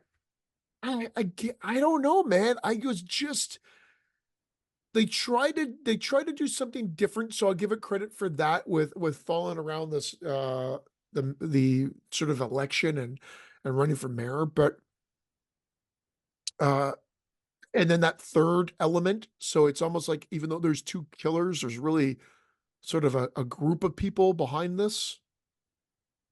and the reason And doesn't that's didn't make any sense yeah, to me. And I was like, well, wait a minute. Why? Why are these people willing to do this, especially the two kids? Because if you go yeah, by what they're saying, they were lovers scorned. And check it out. One, it was the girl's ex messing around with yeah. her brother's current.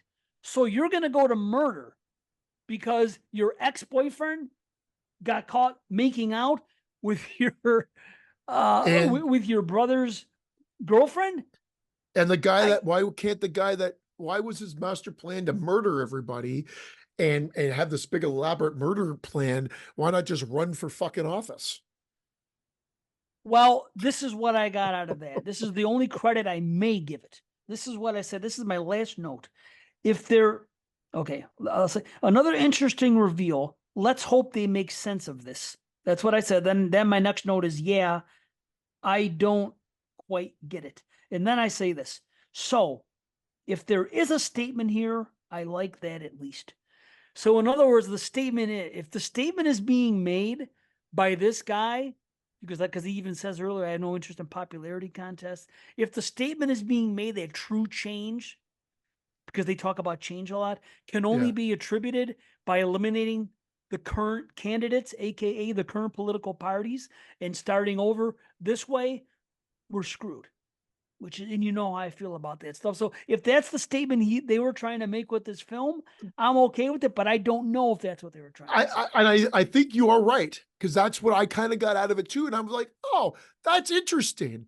But the downfall is the rest of the movie isn't that interesting, or for me anyway, or to get it to that point, and it seems rather forced. So then by that point, I was out, and I'm just like, but I did like how they put that tag on at the end where he's going about his way and talking a little bit Oh differently, and yeah, it looks like okay, maybe it wasn't for show, it was all legit, but and I the was like, girl. really? This is the extreme we had to go to get to it. But oh well. I Right. mean, it's a slasher film and everything else, but it just I'm torn. I'm not actually sure. This one's maybe a little bit more darker and it's definitely gorier than the other one we're gonna be talking about tonight. But I don't necessarily think it's any better or worse. They're kind of like these movies that exist. They're fine for one watch. I will never watch this again, but I can see some people taking a little bit more out of this. But I just both movies tonight felt tone deaf. It felt like they didn't really know what it wanted to be. And it never really succeeded at being anything of more than just one watch done. Well, at least we had kills. We ended up getting probably like 8 or 9 kills in this one. So I was like, okay. But I will say that the number one, it's too long. The runtime is too long, right? It just is, and it gets too convoluted in the third act. And it's like, okay, um, but I understand, and I knew where it was going. I knew where as soon as this is happening, they give it away. Because this is my question. I said, okay, oh wait, did I figure out the team here? Then I said I did, but was it that obvious? Stupid reason, or did we actually get a good one? So when the other reveal comes in, like as you see the beginning, Melissa and Allison, and I'm like, wow, nice surprise. I didn't expect one of the leads to get killed off right away. I was like, you never see this in modern day slashers. That's cool. But then I hear them say a little bit later, no body, and I was like, oh shit. Well, You know, nobody. As the way it was filmed, you could tell that. Like I'm like, even I was like, well, this is being oddly filmed. Are we just not showing gore in this movie? And then as the movie progressed, I'm like, oh no, they're showing gore. I'm like, I bet that's coming back into play. And then yeah, like you mm, said, the no body situation for sure. but the way they worked it out, I liked. But was it obvious to you as it was to me? Because I figured it out like as soon as they were doing the thing, and then all of a sudden, what's her name? Allison is getting those notes that were given to her, and she goes, "Yeah, this is something personal to me." She goes, "These are the same type of notes that that Melissa used to write me." And then it leads and leads and leads up to that, and then learn what we learn. To me, that was blatantly obvious, or was Yeah. it just me this time? Well, no, I think I said the same thing. So I was Okay, like, why didn't okay, they try to at least hide it better or do something? I don't know. Like that's why I'm saying it's messy. I mean, even though it seemingly feels like it's trying to do something different within the slasher realm, it didn't really succeed. And again, this one was like it's the two girls. So you start with the two girls right, and their lovers, and the dad is running for mayor, and he doesn't seem to be. He wants to make sure that's maybe not as in the open. So there's that right, aspect to it too, because he doesn't want to affect his election, and everything's about the election and this, that, and the right. other thing. But You know um, what this is to me? This is the poor man's Thanksgiving. yeah, It that's almost what it felt right, like. yeah. That's what It it it kind of felt really like. They were trying to make and a it's movie like that. and it felt like maybe they knew that was coming out, so they're like, "All right, let's do a spin-off of it, knowing that that one's coming out and we'll come out right after. Maybe we could feed off of some of that same audience and whatnot." But Yeah, I but don't know if this did very well. Yeah, even the plot with the political things and what's going on here and putting yeah, something above something. Like in Thanksgiving, it was about the guy that owns a store and everything else, but it's similar. I almost want to say that they saw Thanksgiving and made this. I could be way off, but it seems Oh too no, because similar. this came out in 2023 for festivals. So, but you're right. That's Yeah, man. exactly what it felt like to me. It felt like a Thanksgiving, but with none of the redeeming qualities that makes Thanksgiving stand out and be fun as a slasher movie. And this is too convoluted. It's simple as that, And especially the way third too act. long. And way too Yeah, long. and too Hour and long. I 46 thought the minutes. yeah, dude, we don't need that here. We just don't. It's just and the reasons are stupid. The ultimate, I understand what you say, or like what I said about the guy and everything else, and wanting to wipe out both candidates. I understand that to a degree, but why? Why would those other people sign up for it? Because two lovers scorn and one's not even a current, it's an ex. She's already moved on because now she's with a female. So why would that be such a big deal? And then the other person that was revealed, and the other one, that cop, and the other, I'm like, why? Why would these people be in on this? There's no explanation really given. I guess they could say because we want change, but I'm like, it just seems too much. It just seems like they're asking too much of the viewer just to friggin' just to go along with something like that. And I'm okay. Some people just say just go with it and enjoy it for what it is.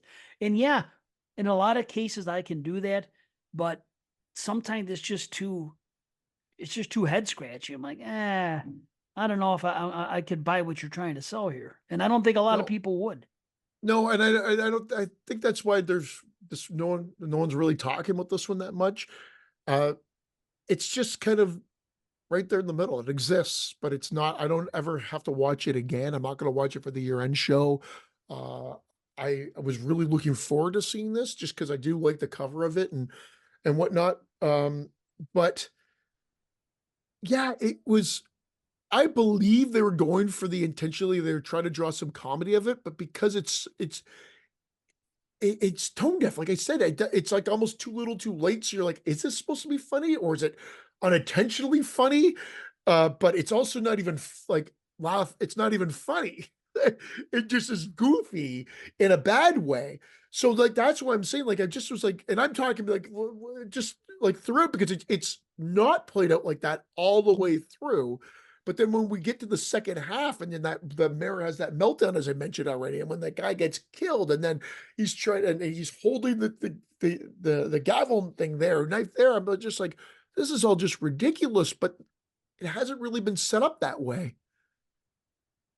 So Yeah. if it was more tongue in cheek initially, I think that would have followed the same sort of uh structure, but it wasn't. I didn't feel like it was like that. It felt more fish out of water. So then all of a sudden it's shifting gears, and you're just like, wow, this is just not good. This and then now I feel like maybe they're saying this is a comedy just to pass it off as, "Yeah, that's what we're See, going for. That's what we're going for."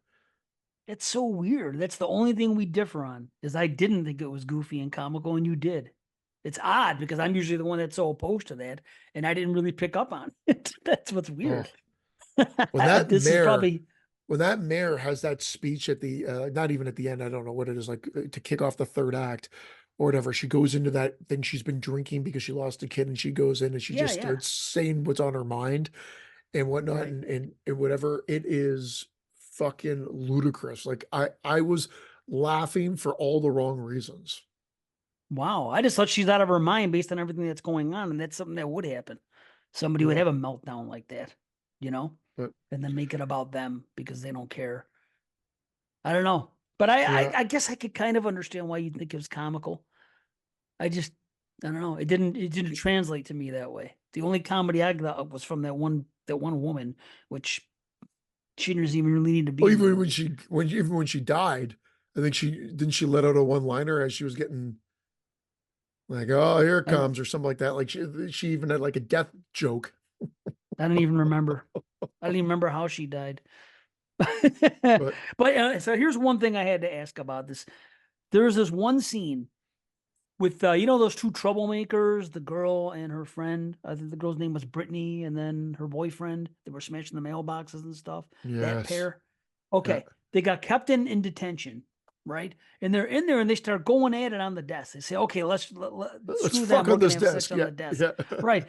So they do it, and as they're engaged in something, they show the girl. She's on her back, and we don't know that the killer's there yet. And all of a sudden, she looks up, and instead of being astonished at what she sees, she smells something. Her reaction is like, and she was looking like she freaking smelled something really bad. And then the guy comes in the picture, and then the kill happens. The kills happen, or at least the one. Did you pick Yeah. up on that? Yeah. What the Something hell was was she off there. smelling? I have no clue. I'd have to rewatch it, but I remember You that too. I'm gotta like, did see it, they dude. just, it's like such a weird transition. Yes, I remember Oh, something and I couldn't pinpoint it as well. And I think that's when I think I was already out at that point. So nothing, it didn't seem like anything was bringing me back on board. that But was great though. oh, It's not as funny as the nurse getting her throat slit in Halloween 2, Rob Zombies, but it's that type of humor to me. Like, why is she smelling? What is she yeah. smelling? What happened here? I love when shit like that happens in movies that's unexplained. Now, to me, that's comedy when it's unintentional. And I could, if there would have been more things in the movie like that, I might have enjoyed it more. I like laughing at dumb decisions made in the movie because there's literally no reason for her to act like she's smelling something bad, unless the guy's dick smells and they're trying to. I don't get I it. have no clue either. No, it just, and again, because I watched these almost back to back, I didn't watch them back to back.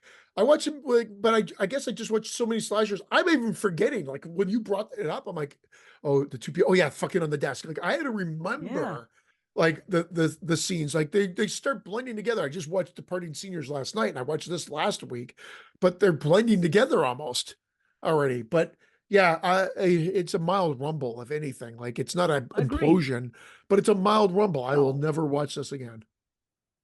no, I don't think it's bad, but I agree. It's a mild rumble. But yeah, I'm not saying I'll never watch it again. Maybe if I can watch it on 1.25, and watch it in 90 minutes, maybe. But Well, what's a whatever. mild rumble? What's the range of a mild rumble? 5 to 6.5 Well, or something? I yes. always get fucked up. Yeah, okay. For me, it's a 6.5. So that's why it's a mild rumble. But a 6.5 is a movie that I would consider watching again. Yeah, for So me, it's a that's all I'm 5. saying. Ooh wee! Wow, Yeah. out of control. Damn. Well, And I'm interested yeah, in your next one then.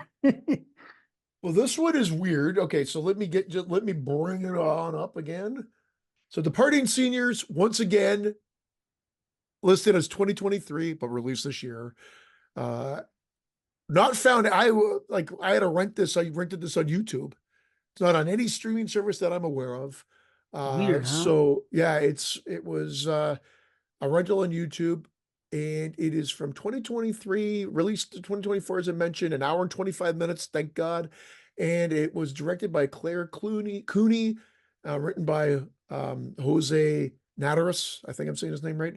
Following an act of bullying, witty high school senior Javier develops psychic abilities which he must use to stop a mysterious serial killer targeting his classmates. Now, I didn't read anything about this. I just knew that there was a new slasher movie coming out and I wanted to see it. Right. So I had absolutely no clue that there was a Me too. supernatural element that kicks into this movie, and it didn't need it. And because it No, never really, it more the second ability, the ability is more like Unforgiven, not Unforgiven, Unforgiven, the Unbreakable, Western. Unbreakable. Oh, okay. That is gift. Like he touches somebody, he has all these visions. Dead Zone. And I don't even understand why they brought it into play. It didn't even need to happen. It happens, I think, after the first turning point. I think that's the first turning point. So the only saving grace of this movie for me is I actually like the main character. He's a good actor. I liked him, and I didn't mind some of the banter between him, his friends, and some of the other characters and whatever. Hmm. But at an hour and 25 minutes, you're wondering if this is even a fucking slasher movie because it opens with a kill. The next kill's I think 45 minutes into the movie, I believe. And then there's like maybe one other one. I think there's 3 Right. deaths in the movie. It's That's a fucking like, problem. now it's not a problem when it's Nightmare on Elm Street and the whole movie's based on the sense of dread and there's other things going on, but it's a problem when it's kind of introduced with this. I'm like, oh my God, we're starting with a kill right out of the fucking gate.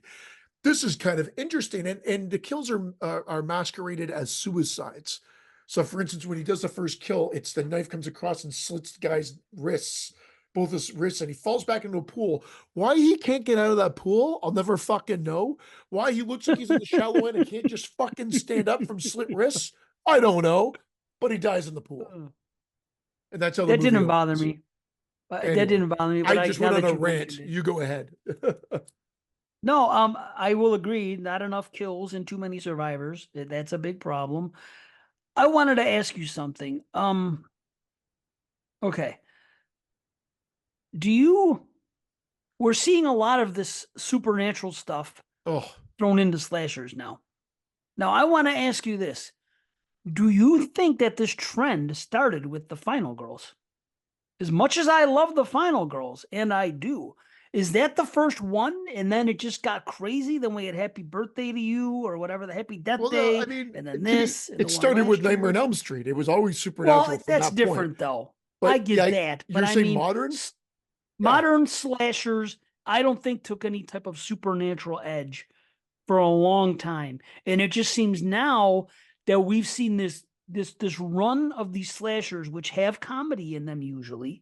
They have some laughs and they have supernatural things going on. And I want to say that Final Girl started it. Final Girls probably started it, but a Happy Death Day, I think, was its own thing. And I like Final Girls. I like Happy Death Day. Happy Death Day 2 was fine, but it's not a horror film, and it didn't need to be made freaky. It's fine. I don't. Another It's never. one, It's like yeah, it's totally killer is my favorite. I think out of those, other than the Final Girls, that would probably be my other favorite, and more fair. of the Yeah, standout. This one didn't need it, but yes, it's in response. It's Scream meets Happy Death Day or something to that effect. And it was not necessary, especially since it came out like since I just read I read the synopsis there, then I would have known. I went in yeah, I blind and didn't. this guy gets pushed down a flight of stairs and then suddenly has a psychic ability that just pops up. I'm like, what the fuck just happened in this movie? And I was not that I I wasn't know. enjoying it, but it started with a kill and I liked the main character. So Yep. already I'm like, okay, that's two pluses for the movie. Then it just kept going and going and going. And like I said, it's under an hour and a half. I told the running time earlier, and it just is not enough to fill. It's a lot of banter for no fucking reason. You're just going back and forth. It's like this bully, this guy's gay and he's gay. So wait, he's gay. He's going through some hard times, and there's some good stuff that they mix in with that, but not enough. It's like literally like stringing this element of a slasher film along. There needed to be at least two more kills Agreed. and Right. and and and something else. And even in the final fight, in the final chase, which by that point I'd given up on the movie. I was just like, this is dumb. And forgive me if Hmm. I'm wrong. Forgive me if I'm wrong, but is there a point? Like I would have to go back and watch this movie again, which I don't expect I'm going to do. Is there a point where that one girl, the one that he always seems to be in competition with, the blonde bitch girl that ends Ginny, up by the helping out way. Jenny? Do you think? Is there a point where she has a psychic? Yeah, she has a psychic ability scene too, doesn't she? Doesn't Not that she I hold can on to someone remember. goes, "Oh, what the hell happened?" or something like that? I don't know what I saw No. or whatever, but something. Unless he had it with her, and I was already, like I said, I was distracted, and it was her reaction to it that I thought, what, did she just have a psychic ability? But no, I must Huh. have just saw that wrong Yeah. and just remembered it wrong because ultimately I fell out of this movie. I fell out. I Okay, was let me say watching it. I something. stopped. I went downstairs, took a break, walked the dog, had something to eat, and then came back in and then finished the movie. Okay, listen. I don't love the movie, so don't get the wrong idea, but I am going to defend something. And this movie was brought up in either this one or Founders Day. I don't know which one, but at some point somebody brought up the Dead Zone. And they said, "You never saw this, the Dead Zone?" And they go, the book was better," they said. Anyway, this is the same thing as the Dead Zone, and I'm guessing you didn't complain about it in the Dead Zone. In the Dead Zone, he didn't have psychic ability until he went into that coma. Then he woke up with it. Similar thing here, which at first when it happened, I thought, oh man, are we gonna, this is what my note says. For a second, I thought they were gonna do something really original. Of course not, though. But for a second, when dude fell down the stairs and hit the ground, I thought, oh, am I gonna see two movies in a row where the lead's killed off in the first freaking 10 minutes? And unfortunately not. That would have been something because you never see it. But so he got concussed. He went into, I'm not going to say a coma, but he got concussed and he woke up in the hospital. And after that, the nurse touched him and he had his first thing. So I don't mind that he got these abilities through the concussion. That the human mind is weird that way. Sometimes things like that do happen. And is it really different from the Dead Zone? Is what I'm asking you. Oh, yeah, the Dead Zone's a good movie, and the Dead Zone's the tone and Well, the whole setup is totally different. So that's what you're going in. You're going into this with this. It's like almost like they go, okay, we've got a slasher, but it's been done, so then don't you do a slasher then, do something totally different. So I guess they wanted to use a slasher and try to put a spin on it, and then, like you were it's the saying, trend. it's the spin We had slasher. Groundhog's Day, right? We had a Groundhog's Day slasher. We had a freaking Back to the Future slasher. This is like a Dead Zone slasher. They're Yeah, doing the, and if they did mention the Dead Zone in this movie, it was done with intent. And I can't yeah, remember which one it was because I get them confused, both of them. it's They got to kind be of this blend one. just like they do with you. Because she kept calling the guy Billy Loomis at the end, which was kind of funny. He's like, okay, Billy Loomis, when they thinks he Well, got the wrong character. That was a good twist. That was a good twist because they set that guy up looking like he might be a little bit iffy because he was the new kid on the block. Yeah, he happens to be gay and has an interest in the main character, and they're playing on that interest because the guy is interested in with him too. And I like that. I like the fact that he what was the book that they lost? But he said he lost the book and had to borrow the book. And when he touched the and I book, knew it all. See, he saw the thing is, I well, they figured made all that shit out. And but I'm not saying that's a negative. I'm saying I like the fact that it's old school and we have a couple red herrings and we have a couple people that we're trying to figure out who it is. And literally, these are my notes right here in order. This is what it says. I predict a future friendship, and that was between them and Ginny. It didn't really happen, so I was wrong about that. For a second, I thought it was something original. Okay, having visions, hanging scene. And after the hanging scene, that was the gay guy, right? Not the but the guy that had the yeah, secret affair with our lead, right? The yeah. basketball player. But So he's gay. right after the hanging scene, I'm watching it. But he's gay, yeah.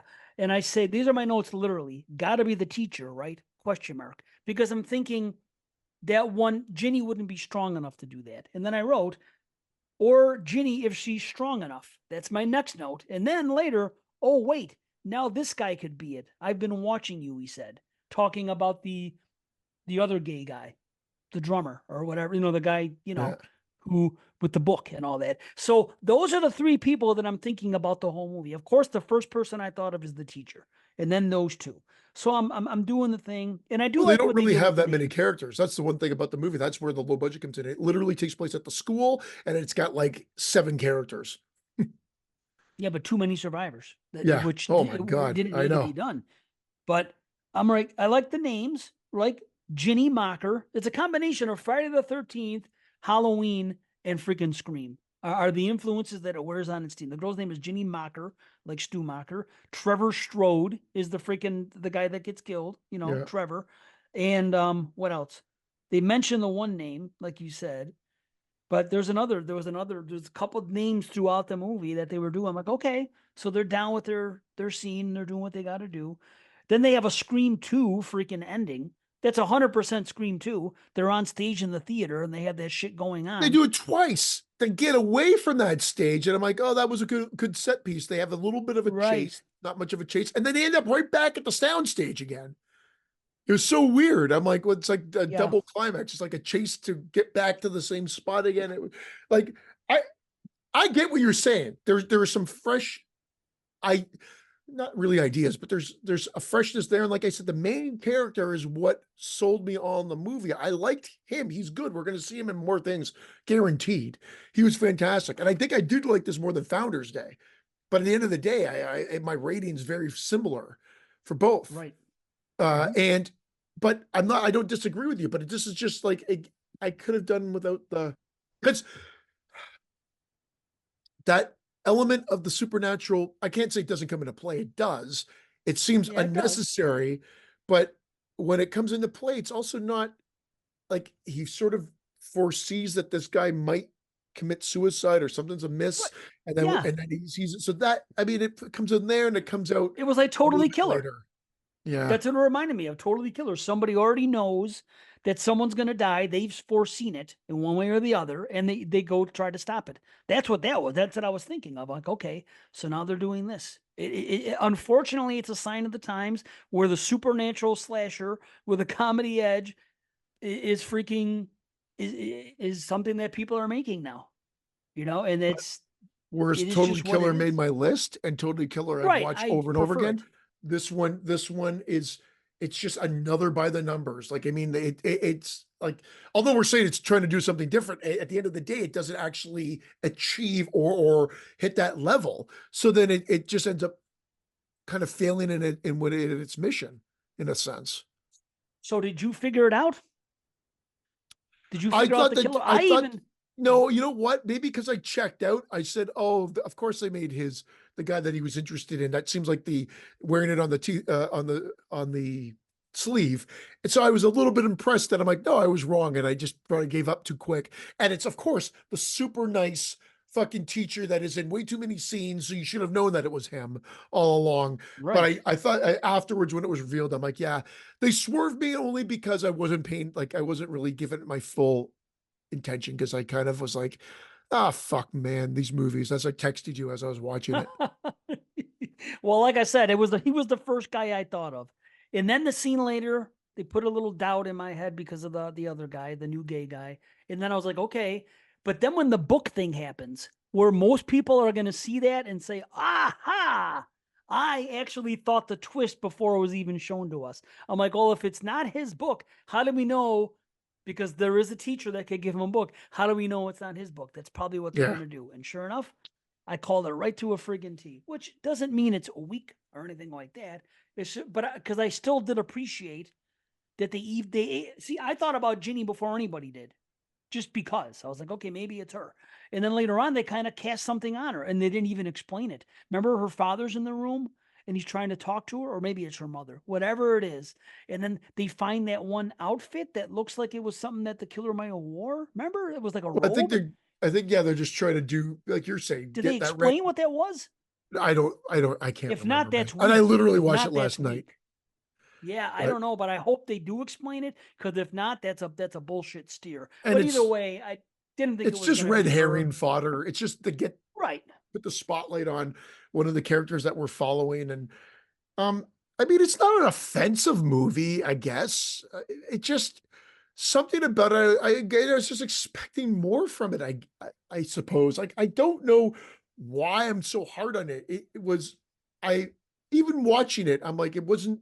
It was just wasn't falling into place. Like I was just like, wow, this Yeah. is kind of slow and not that enjoyable. And it's not bloody at all. Like you get there's a couple. Wait, it's not gory. There's a couple little bit of blood when I showed you the guy gets his uh, wrist slit and then he falls into the pool and like it pulls up kind of Jaws style, kind of, but it's such a mess. And then it goes right into the opening title. And then when the guy gets Yep. strangled, you see him afterwards, like, or hung, you see him afterwards with his neck is Yeah. a little bloodied. But that's it. The other guy's got like some blood on his head. They weren't going for gore, which is weird. Then why choose a slasher as Dude, your base? I agree. I even at one point looked it up. I was like, is this movie even rated R? Because I couldn't find a reason why it was. But then shortly after that, there was a couple F bombs.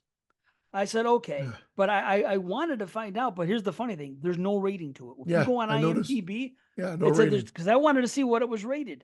And there is no rating, which is pretty friggin' weird. But I was like, yeah, okay, whatever. So be it. But for what it was fine. I just wish there would have been more kills and more gore, and it would have been a little higher up for me. But I did appreciate, even though I figured it all out, I did appreciate them having multiple red herrings, because that was kind of cool. Because you don't always see that in those movies. You know, you don't always Not see in it the more even in Scream modern ones. movies. Yeah. Yeah. Right. I feel like that was good. But again, mild rumble. Yeah. My old Rumble. I'm with you. Same thing. Same rating as the other one, honestly. So, what are you going to do? Yep. That's what we got for modern slashers. But we have had some good modern slashers. This is the year of the slasher too. We're watching some other ones, and there have been some good. We just talked about Thanksgiving being one. There have been some good ones. So Do you know just anything? I don't mean to shift gears, but it's about a movie that you said you watched. I've watched it. Do you know anything about Abigail? no, I just found out yesterday that Melissa Barrera is in it. I didn't even know that. Okay. good. I know Go nothing in, about any don't movie I watch. perfect. I Yeah. should know better, but go in, and the one question I'll have is as you're watching it, and more after the second half, um, when you know, I'll be very cryptic, so I won't say anything. I just want you to say, have this question in your mind: Who made this movie? Because I didn't know anything about it other than one major plot fucking point, which was ruined in the trailer or the teaser that I saw. Oh, So then, fucking like, trailers. I mean, I knew right away what like one thing was. It was almost like they weren't keeping it a secret for whatever reason. But this when stuff starts going crazy, for the climax in a sense, I'm like, oh, did so and so make this movie? Because it seems like a total whatever. And then when I looked it up, I'm like, yep, it's their next film. I was like, oh yeah, that makes total sense. I was like shocked. I was like, yeah, it almost seemed like it was the same film to a degree. So that's it. I'm Well, it's trying to going be to come very up in cryptic, the, very cryptic. So well, when you see it, you tell me if you can guess who made the movie. I think you'll it's have going to no come problem up though. guessing. It'll be in the opening credits. Who made the movie? You're right. You're absolutely right. How So, did I not? But maybe I didn't. Again, call me crazy. Maybe I'm just not paying attention. Maybe I'm trying distracted. I have definitely. There's no question based on my current situation. I've been a little bit more distracted, so maybe I wasn't paying attention yeah. to who directed it and whatnot. But Well, I won't look at the opening credits. If I can get away with it, I'll no, try that's not to fine. notice Don't. it because I want to know if I can guess it. You know what I mean? Like, if I had the same experience you had. The thing So, is, no, because I think they might have put the names down, and I wasn't familiar with their names. I know that sounds weird. But I'll be like, okay. oh, did the makers of this movie make this other one? And Oh, it happened to be interesting. the same thing. So I didn't recognize their names at all. So Interesting. then when it came out, I'm like, yep, of course it was. Like I was like, how did I like of Is that a course. good thing or a bad thing? The way you're saying, of course it was, almost sounds like you're being facetious. Like, of course it was. Um it's not a bad thing. It's just I'm like More of the same? it felt familiar, yes. Okay. Fair. So then but I don't dislike the movie, but I also don't blow it. I'm not I like Right. you know what I mean? It's there, it's good. It's good, but Hmm. I'm not blowing it. Okay. Right on. Yeah, So I'm anticipating enjoying it because I've heard a lot of good about it. So I'm like, they're just like immaculate. It seems like immaculate and this movie kind of have a similar type of feedback that I've seen so far. So I'm anticipating it being good. How good I don't know, but then again, the movie that we loved the most, um, I'm not seeing a lot of talk about it. So, oh, you know you what know, just came up on my MB is that Sting movie or yeah, Stung or whatever the hell it is, that the just other came out. That Spider just movie. got I think it got its release on digital platforms now. So it should Yep. be all over the place. Yeah, that one's out, Stung. And oh, there was another one that I think oh the first no, Omen is someone mentioned that you should check, although they liked Infested, that Arachnophobia will always be their go-to spider movie, and that they okay. recommend that you watch it. Okay. And I said I'll check it out again too. Excuse me. Sorry, it was more specifically, just so I don't leave that so cryptic. It was in our Patreon, so Okay. you may have read it or you I may not. haven't been on. I've been things have been crazy in my household and yeah, Yep, I I'm get it. crazy on top I of get it. it. It So was. Let me see if I can. Oh my gosh. I think it was in the audio version. Uh, yes, it was. Rumble arachnophobia. Foreskin. Rumble Foreskin. Oh, good old Rumple. All right, right on. I can dig it, Rumple Foreskin. All right. I'll have to check Awesome. it out. I'll have to try On to that squeeze it note, in the midst of yeah, 2024s and all these millions of slashers. Because let's see, May, June, July, August, and we record sometime in December, and I got 70. How many more to watch? Yeah, I'm we booked up, record in man. September, right? Yeah, you said. I thought you said Yeah, December for a and second. 19. No, it's No, September. and 1975 for 22 shots, which I've watched one movie. So yeah, I got lots on my plate here. Ooh. But yeah, it is what it is. So, Well, I guess awesome. that's it. Yeah, man. Yeah, I guess that's it. That was good stuff. We don't know what we're gonna do next show. Maybe two movies again. I don't know. Are we gonna do a summer sausage or not? Is another question. And if so, what? Well, we'll put Yeah, some polls out there or something. we might That's have what to we'll pull do. it. Yeah. We might. Okay, but that's about it then. You got anything, see? Nope. That's everything. All right. Much love, peace, Take care, guys. manchichi, manchichi. See you next time. You say no.